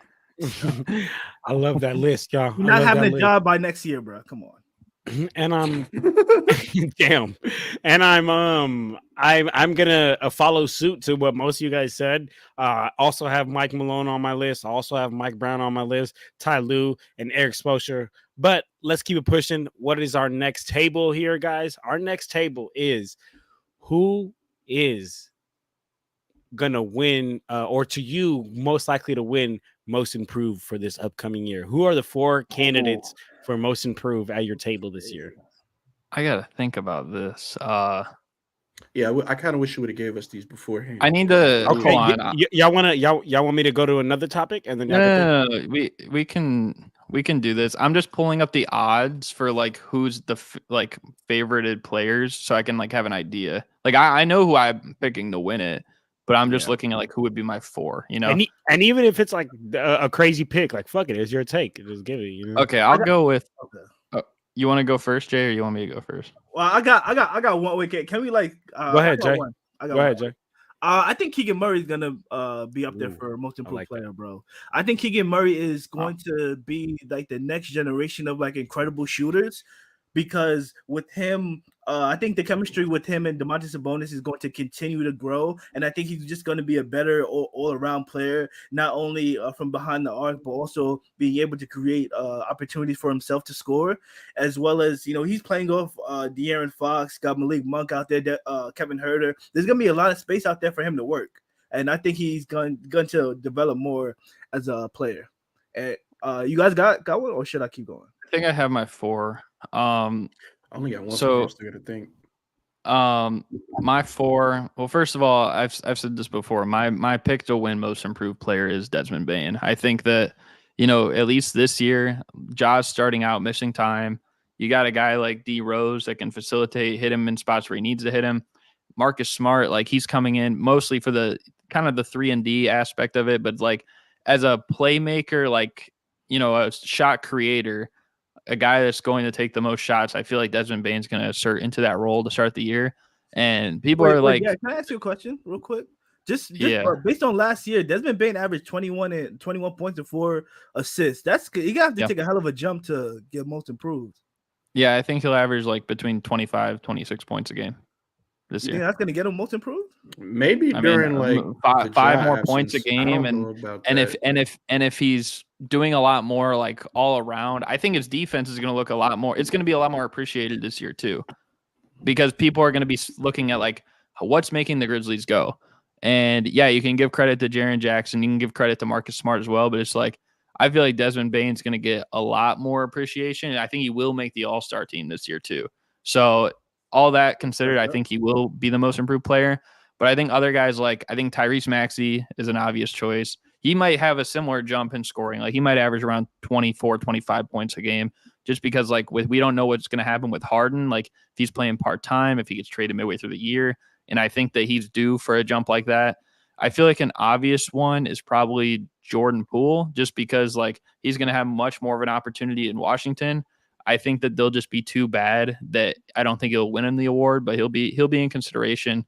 And my other person I'm going to put on here, felt like for the last couple of years, I've always had him in the running, maybe even I think at one point winning the award before the season. But I think it's going to be Markelle Fultz, because the guy is healthy now going into the season. He looks rejuvenated. I know you guys saw he got that like rookie haircut from when he kind of like started out a little bit. Maybe not quite as maybe not quite like the rookie haircut, but he got it shorter. Like when he was with like Philly, and I feel like it's kind of like a fresh new start. Like this is my time now, and I think he's going to average something like 18, like 5-5. And I've already said I think the Magic will make the playoffs if he's doing that. And I even said today on Twitter, can we all agree that Markelle Fultz is the second best defender of starting point guards in the NBA? Second best? Yes. I gotta watch more tape. I don't know. I gotta watch more. Drew Holiday, I'll give him over, but everyone else, Markelle Fultz. I like Jalen Suggs. as a defender. I gotta watch more tape. I can't. Well, I got my 4. Talk to me more. And this first guy I'm gonna mention, it really sucks. He got injured. Trey Murphy was gonna be there. It just sucks, bro. I really thought he had a good chance of winning it, but I'm gonna still put him there out of respect. Mentioned this next guy earlier, Cam Thomas. With like him seeing minutes, hopefully, if he sees minutes and he's very good in those minutes, he could have a outsider's shot at winning the MIP award. But like, he probably shouldn't be in this conversation until like not this season, but the next season after. Because even with the minutes, I think he's gonna get. I think it'll take like a real significant improvement from whatever he was the year prior. And I don't think like, what was he, a 10-point per game scorer and like not effective on defense. So what he might go to like a 13-point per game scorer and probably slightly less of a liability on defense. So maybe a little bit too early, but Cam Thomas, be on the lookout for him. Marjon Beauchamp, is somebody that I have on here. I like and that. I really like what he brings to this Bucks team. Is We're he gonna see good? him get a lot. He is good. What's up? He's We're very gonna good. see him. Good. We're gonna see him get some motherfucking minutes, boy. Like we ain't see it before, but I think with the new coach, with the new system that they're gonna have implemented, he's gonna play a key factor in this. It might be Marchand Beauchamp. It might be Marjan Beauchamp hours. So be on the lookout for that. That's a great pick, last guy. Interesting. My only thing, the only reason I didn't pick him is just because he's a second-year player. But I agree with you. I think he will take a big jump. Yeah, he is a second-year player. So I forgot that actually. But hey, expect big He'll things. be in consideration, I think, regardless. So at the very least, for sure. And then this last guy, Jordan Poole. I mean, going from a relegated 6-man role because you're not starting over Steph Curry, and then going into the starting point guard role, I think that he's obviously going to have a lot more freedom for the offense. Ball going to go through him more rather than, ball going through Curry and it finding him. He might be a super inefficient 25-point-per-game scorer, but damn it if it's not the most entertaining brand of basketball that we see this season. So he's at my table. No, that's a fact. All right, so my first one was Keegan Murray. One that I'm surprised you guys didn't bring up, especially you, Garrett. I think Christian Braun may be up there in the conversation for multiple players. For sure. He's also a second-year player, though. Yeah, he only averaged 4 points last year. I think there's room for him to have a huge jump, especially with the he's gonna be getting minutes. He's gonna be getting minutes. Not for sure. Trust. Especially with the holes that the Denver Nuggets need to fill. I think he's definitely up there. Should be talked about.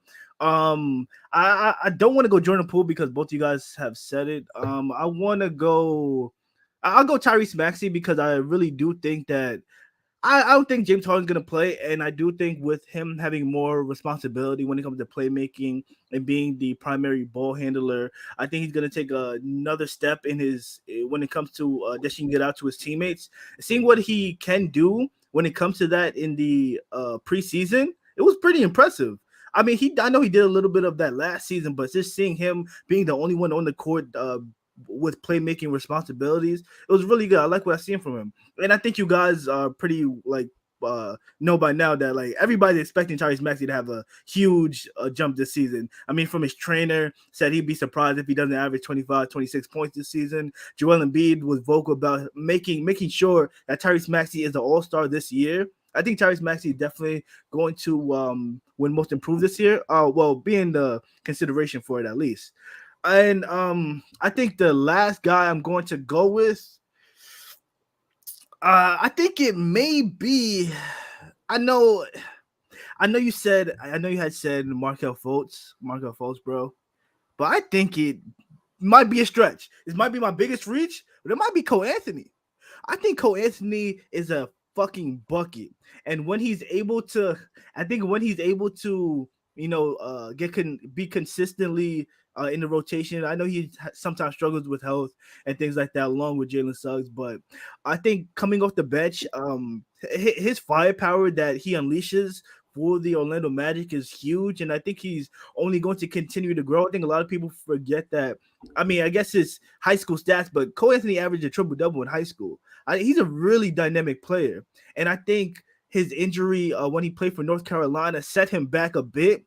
And I think this may be the year where he takes a huge jump in his game.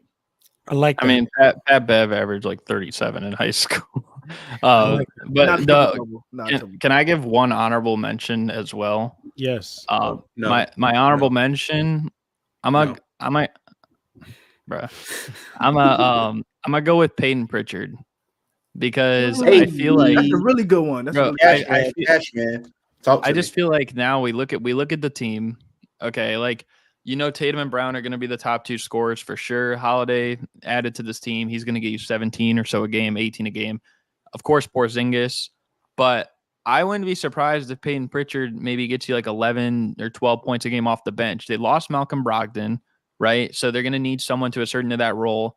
Yeah, they still have guys like Al Horford too, but I feel like personally Al Horford, at least on the offensive end, is more on the decline. I don't think he's going to have as much of a responsibility there other than maybe spacing out the floor every now and then and obviously setting screens on the perimeter. But I feel like Peyton Pritchard, I think at least from watching him work out in the offseason, he looks like he's even a little bit better. So I feel confident there's points to go around that you're missing from Brogdon, from Smart, from Grant Williams, from Robert Williams, that like someone's going to have to take a jump. He's already someone that's familiar in this system. He's been there for years. So I think he's going to definitely play better this year. And I think he'll at least average 10 points a game off the bench. I could see him averaging like 12 a game. And he averaged like 5 last year, which doesn't seem like crazy. It's like a 12 point per game most improved player. But when you're basically doubling your production, like I think you got to be in there somewhere. No, for sure. I like that. Peyton Really Pritchard.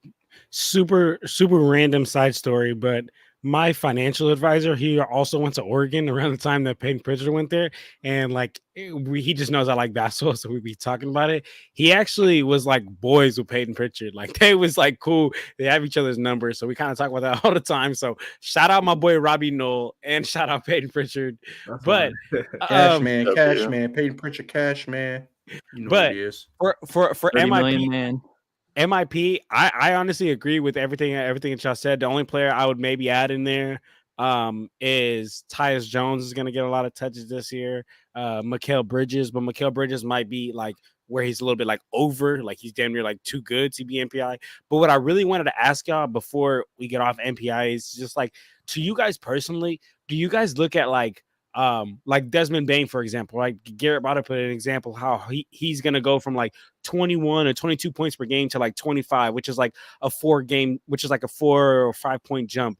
Do you guys value that more, or do you guys value someone like Marshawn Beauchamp, who's like averaging like 1.5 points last year, but because of course situational, he was a rookie. Now he's just simply going to get more shots because that's the way that that's how the trajectory goes. So like, do you guys value like a huge 12-point jump in someone who wasn't even getting shots last year, or do you guys value like a smaller jump or someone who already was having a big role last year? Let me know if that even makes sense. I just value I value how much you elevate in the same year. See, like someone like CJ McCollum, when he won it, it's like bro was averaging like 5 or 6 a game, and then he went up to averaging 20 in that year. And like this is why Lauri Markkanen was so great last year that like he set a standard now for this year where it's like he upped his like points per game by like 9 a game. He went up in rebounds by like 2 or 3 a game. He's way better from every shooting split you could think of, and probably on one of the better teams he's been a part of too, because he's never made the playoffs. Like I feel like all those things, it's like it's going to be like you're not going to see a player that has a jump maybe this year as much as like Markkanen did last year. And I think maybe that's why players that average like 4 or 5 more points a game could definitely be like who's most considered this year, especially if you're, like I said, a Desmond Bane. That's why I have winning it, especially if you're on a winning team. And it's like the Grizzlies, they're expected to probably not make the playoffs, or at least they're going to be in the play-in. You know what I mean? Like that's what people are thinking with Ja out. Like I think Desmond Bane could keep him afloat. And obviously like he's got supporting pieces around him, but I think he's going to be like that number 1 scoring option in the meantime. And I think he's going to just get more appreciation by the league as well. Kind of like that year. And it's really comparable. I think you could kind of even maybe attest to this a little bit, Mo, like with the Bulls, it's like when D Rose is injured, right?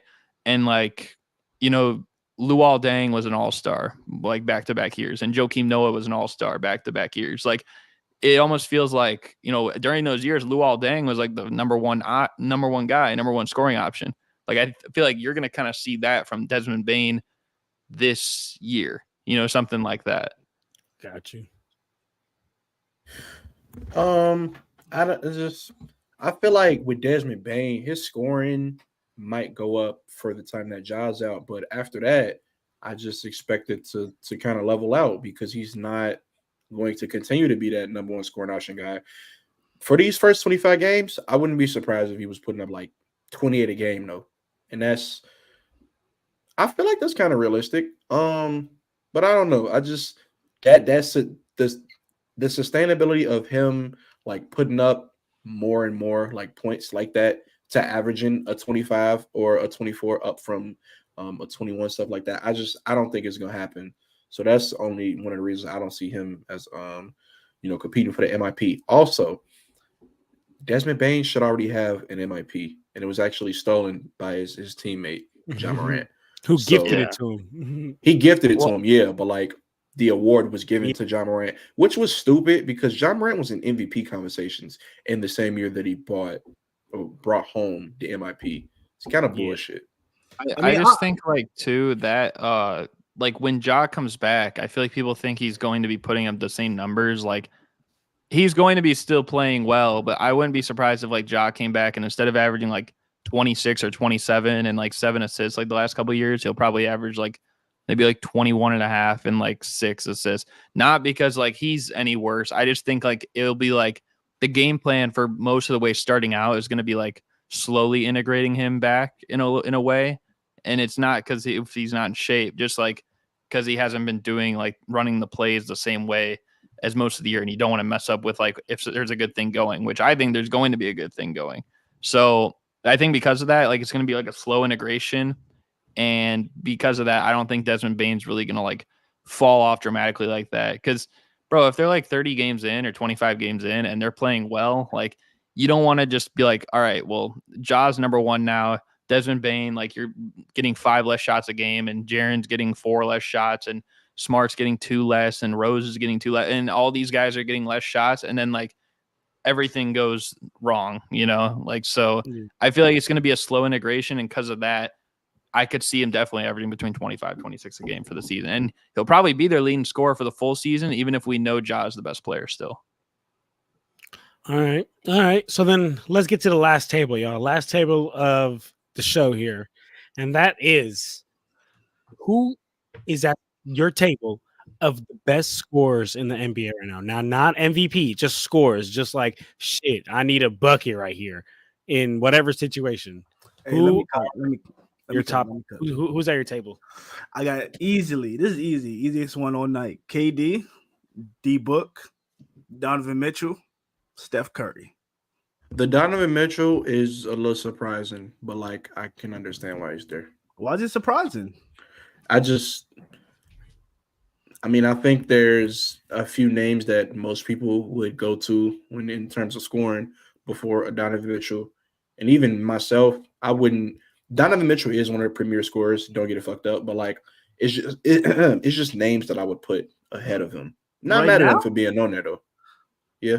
No. Well, I'm not mad at it personally. Like I personally, as much as I love Donovan Mitchell, I don't even have him top 4. I also don't have Devin Booker top 4 though. But See, I agree with you. I don't think it is because I have Kevin Durant for sure, still the best scorer in the league. Steph Curry's got to be up there as well. You know, one of the most efficient scorers there is of all time. I also have, I have Dame. I just think the way that Dame can create on all 3 levels too, from maybe not quite as much mid-range as Devin Booker, but this dude can score from literally anywhere across half court. He had a career finishing year last year, so yeah, and I'm going with Dame.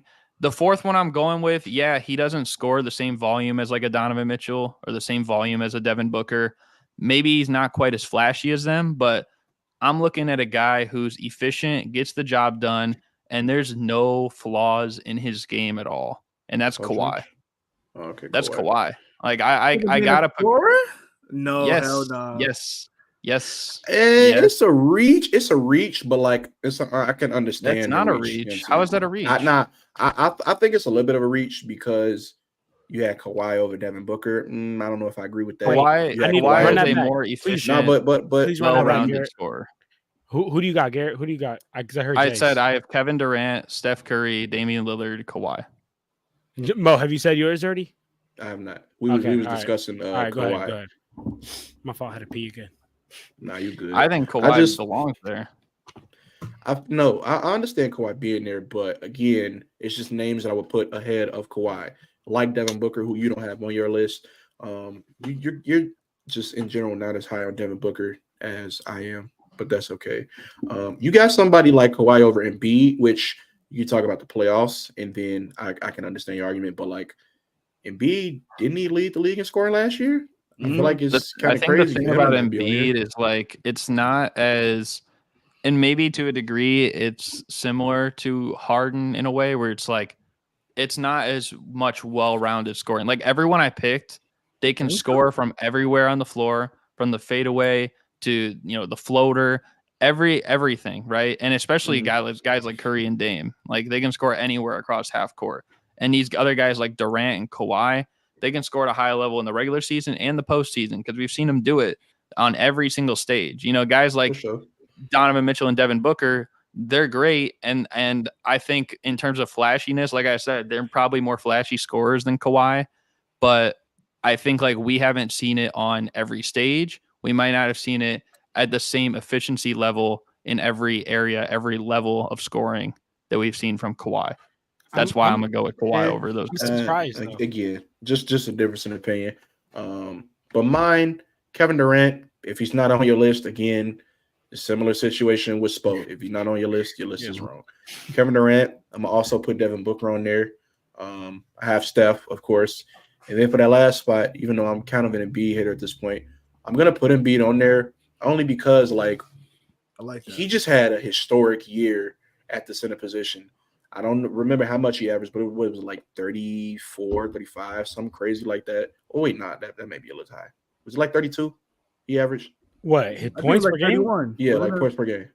Was it 31? Pretty sure he averaged literally right at 30 points per game, but let me pull it up real quick. Damn, it was 32 point. It was like 33.2, I think, or something. And of course, I said every fucking number in the 30s, but 33. But yeah, Embiid, just the one thing why I would leave Embiid off this list, and I can probably see why you did. His shooting, like his 3-point shooting, fell off a fucking cliff after the All-Star break. Like he couldn't buy a 3-pointer. It was terrible. It didn't affect his overall scoring, but like, go back and look at the splits. He wasn't good from 3. I was gonna mention a game specifically, but I can't. It's a game I had in specific, but I can't remember it. But like, yeah, Embiid, hey, he a bucket for show. Free throw merchant.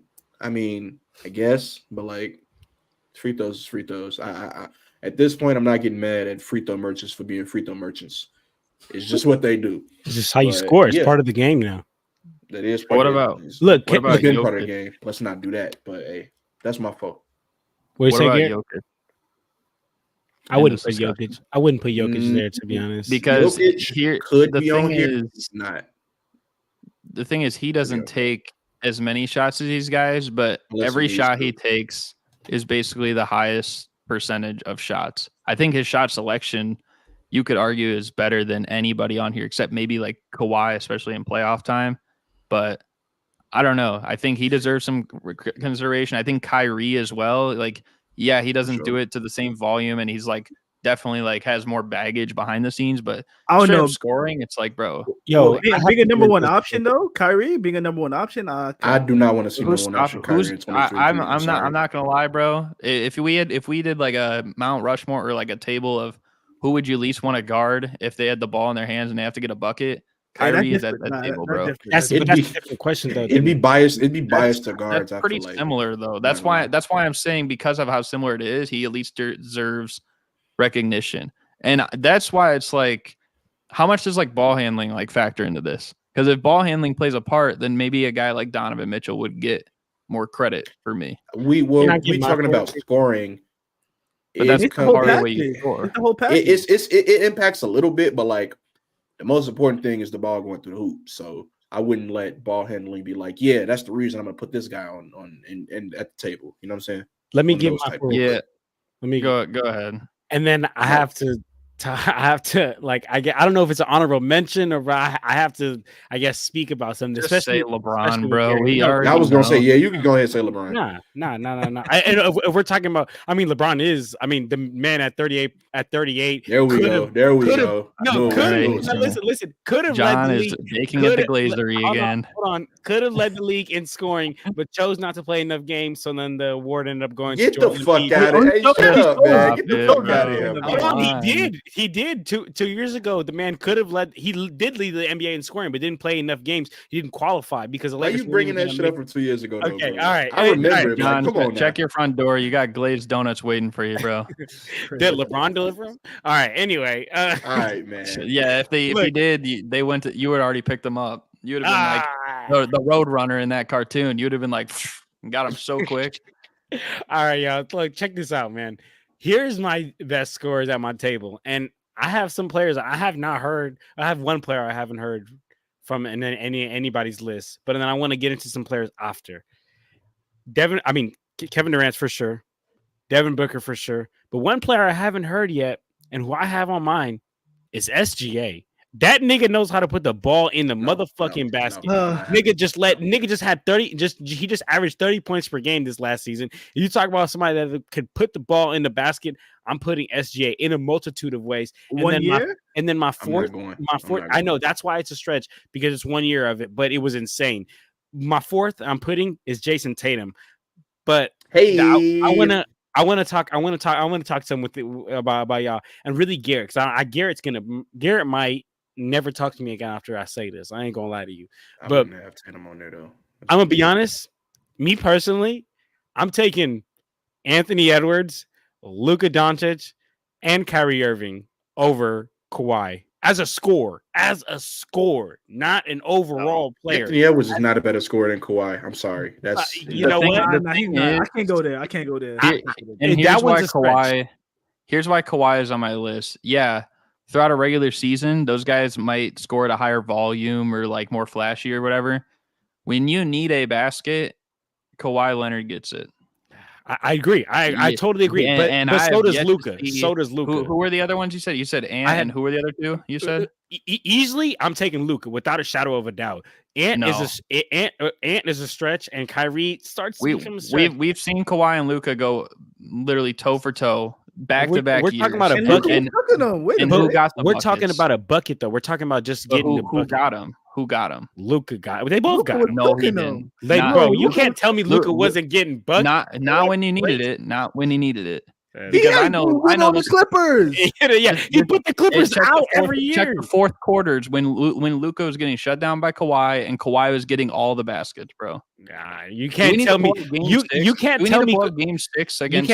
You can't. I'm talking about as a whole. Like we know Luka torches and gives buckets to the Clippers as a whole. We could talk about that game 6 if you want. Not Kawhi, bro. Every other Clipper, sure. Not Kawhi. I'm taking Luka over. No, he was definitely giving everybody on that Clippers everybody, bro. Series. He was giving Bev the work for sure. He was giving Marcus Morris the work for sure. Everybody, Garrett, even Kawhi was giving Kawhi the work. Bro, I'm gonna have to pull it up for the next stream because I don't have it on me right now. Everybody getting the work from Luka. For next stream I'm at, if hopefully I remember, I'm pulling it up because I'm gonna show the stats. But the other thing is too, it's like there's other guys like I don't get like, and I get it. You guys are higher on him than I am, but it's like what makes like Devin Booker a for sure like at the table. Nigga knows how to. He scored 60 points in 3 quarters. He knows how to put the ball in the basket. We've seen other guys like we saw 2 guys score 70 points this year. We saw Luka drop a 60 piece, easy work. We saw Embiid drop 60 basically in regulation. So like these other guys, like they can score at that same level. They do so more consistently throughout the regular season. So it's like. I'm not saying he can't be there. I'm just saying, why is it like so obvious for like all you guys were like, oh, Devin Booker for sure. Check it out. So it's really self-explanatory. Hi, John's daughter on stream. Hey, what happened? But I'm gonna tell you why. Devin Booker is the reason why KD and Devin Booker is a top. I mean, you didn't have them 1. I'm assuming you would have Damian Giannis 2, so you would probably have them 3. And so it's a reason why they had consensus top 3 duo for the entire group is because the level of shot making that both Kevin Durant, what am I talking about? Kevin Durant and Devin Booker both have.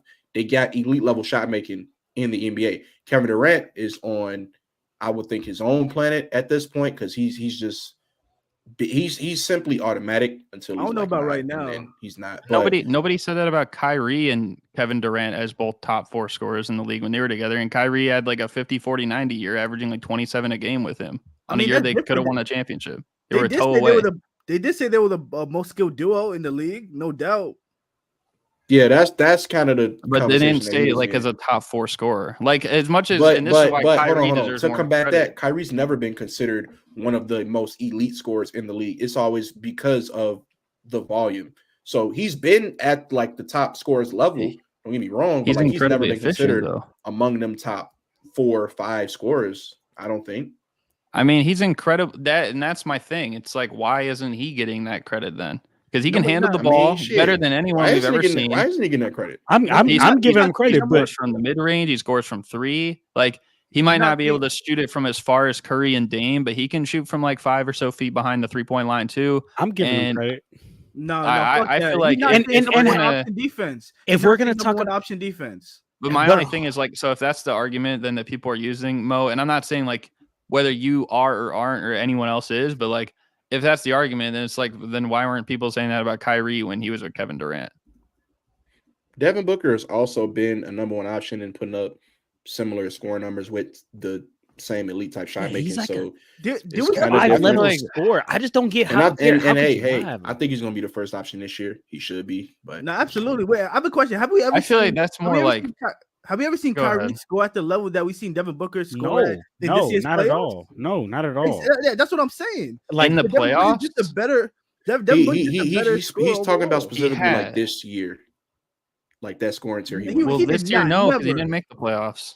No. I'm saying. He's saying, has Kyrie ever put up a scoring tier like Devin Booker has this year? This last year in the playoffs, and I'm not talking about one game. I mean, I'm talking about. I don't know, but the last like 5 games of the 2016 run, he averaged like 31 a game on like 50, 47, 90 splits or whatever. Hey, go look at Devin Booker. That's what like Devin Booker and Kevin Durant this last series were literally like the only players on the Suns scoring. You know what I'm saying? So I don't think Kyrie's ever been in that situation where he's got to be. But John, you know this too. You even know this from that series. Didn't Kyrie and LeBron each had a 41-point game in the final? Agreed, brother. But I'm talking about Devin Booker has been doing this, and again, like I said, I'm not talking about every playoffs he has. No, Devin Booker has he has ever since he has come into the NBA, he has shown that he is a 5-level scorer. And every season, whatever that is, hell yeah. No, bro, 5-level score. Nigga can shoot the 3. Nigga can get to the hoop. Nigga can dribble. Nigga can shoot from the free throw line. Nigga can drive. He's literally a 5-level. I think Kyrie can do that all 5 levels better. He's a better finisher. He's a better ball handler. I'll give you. He's actually statistically a better 3-point shooter. Mid-range, sure. I'll give that to Booker. Takes less, so you got to take that. Like I think Booker, all he has in that department is just the mid-range over Kyrie, and Kyrie still has an elite mid-range. I think when it comes to that, you gotta actually look at the game. Fuck the stats. You gotta look at the game. If I'm saying, if you're looking at film, 100% better, bro. Kyrie is a fucking film monster. So you're looking at film strictly, it's going to be biased to Kyrie. I mean, if you're looking for finesse, he's more efficient. If you're looking for flash, cool. I mean, yeah. But if you're looking for buckets, I'm taking and Devin Booker's 6'6", bro. Like we talk about like a basketball at the end of the day, heart over height. Say that all you want. Bro, height matters. Kyrie's more efficient. Matters. Absolutely. Kyrie's more efficient at a smaller height. That should be even more impressive. That's like when someone put out that tweet that said, we don't appreciate enough when a guy averaged 29 points a game average and he's 5'9", like Isaiah Thomas with the Celtics, like something like that. It's like, bro, if you're 6'2" and you're averaging maybe not as many points, but you're doing it at a better field goal percentage, better 3-point percentage, better free throw percentage. You're better in at least 4 of the 5 levels than the other guy. I don't know. And you're 4 inches shorter. It's like, come on, bro. I definitely wouldn't give him 4 to 5. I'd give him literally probably like 1 or 2 of the 5. I ain't gonna lie, bro. Devin Booker is no way, bro. You're on mute, Mo. You're on mute, Mo. Kyrie's a better 3-point shooter. You're on than mute, Booker. Mo. Mo's on mute. Mo, you're still muted. Kyrie's a better 3-point shooter. He's a better finisher, and he's. But you're talking about being a better 3-point shooter when Kyrie takes a substantially less shots than Devin Booker. So you got to take these things with a grain of salt. I don't know about substantially. He took 8 a game this year. And how many? He actually did more this year than Devin Booker, and more for his career than Devin Booker. So I don't know what are you looking at? See, Kyrie had Kevin. Kyrie's Booker also for like never 3 been years, right? One. And but that shouldn't matter, bro. It's but number one. No. Number one, everybody knows, Gary. Number one, players on offense get a lot different defensive attention than number 2 is If you're number 2, it makes it so easier for you to score. But your question too was this: we're talking about the 4 table scorers right now, correct? Are they? Would you say? I mean, I've seen you guys kind of disagree with this.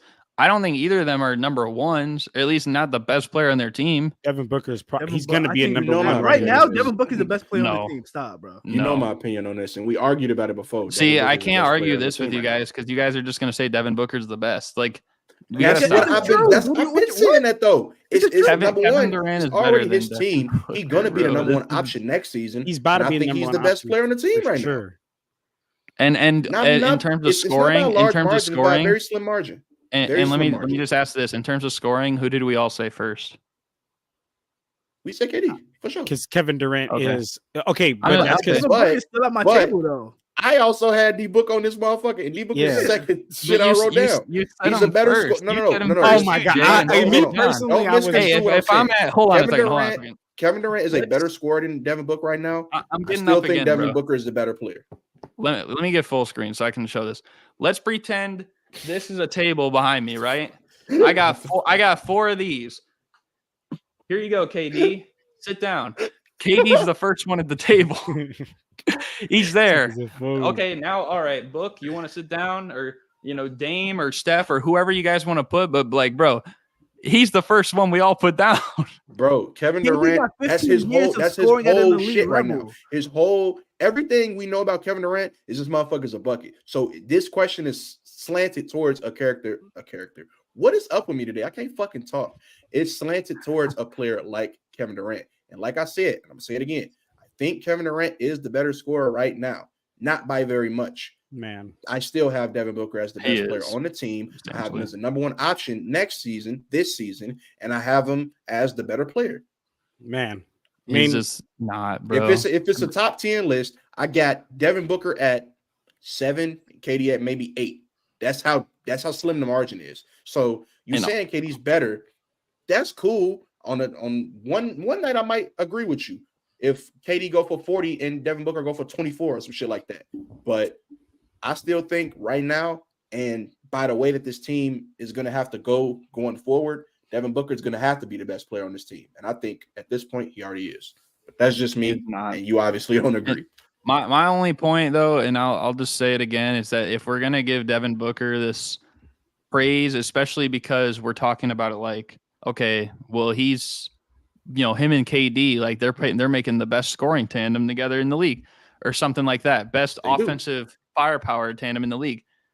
But nobody was saying that when it was Kyrie and Durant, when he was averaging 27, 5, and 5 on 50, 40, 90 splits. That's all. That's like a lie. Was you not hearing the most skilled duo shit? Bro. Who said he was it's the same thing. It's the same thing in different words. They was calling them the most skilled duo, and they was meat riding them, and they was getting so much attention that year with Harden, although Harden was injured, to go to the finals because of this most skilled duo bullshit. And I hate that argument. I fucking hate it. And I feel like too, the most skilled duo thing was short-lived when Harden got there. Like they talked about him as a tandem. No, but even after Harden left, though, it was still the most skilled duo because they was together, and but it was never for that short amount of time, and then it was for like 10 games to start that first year.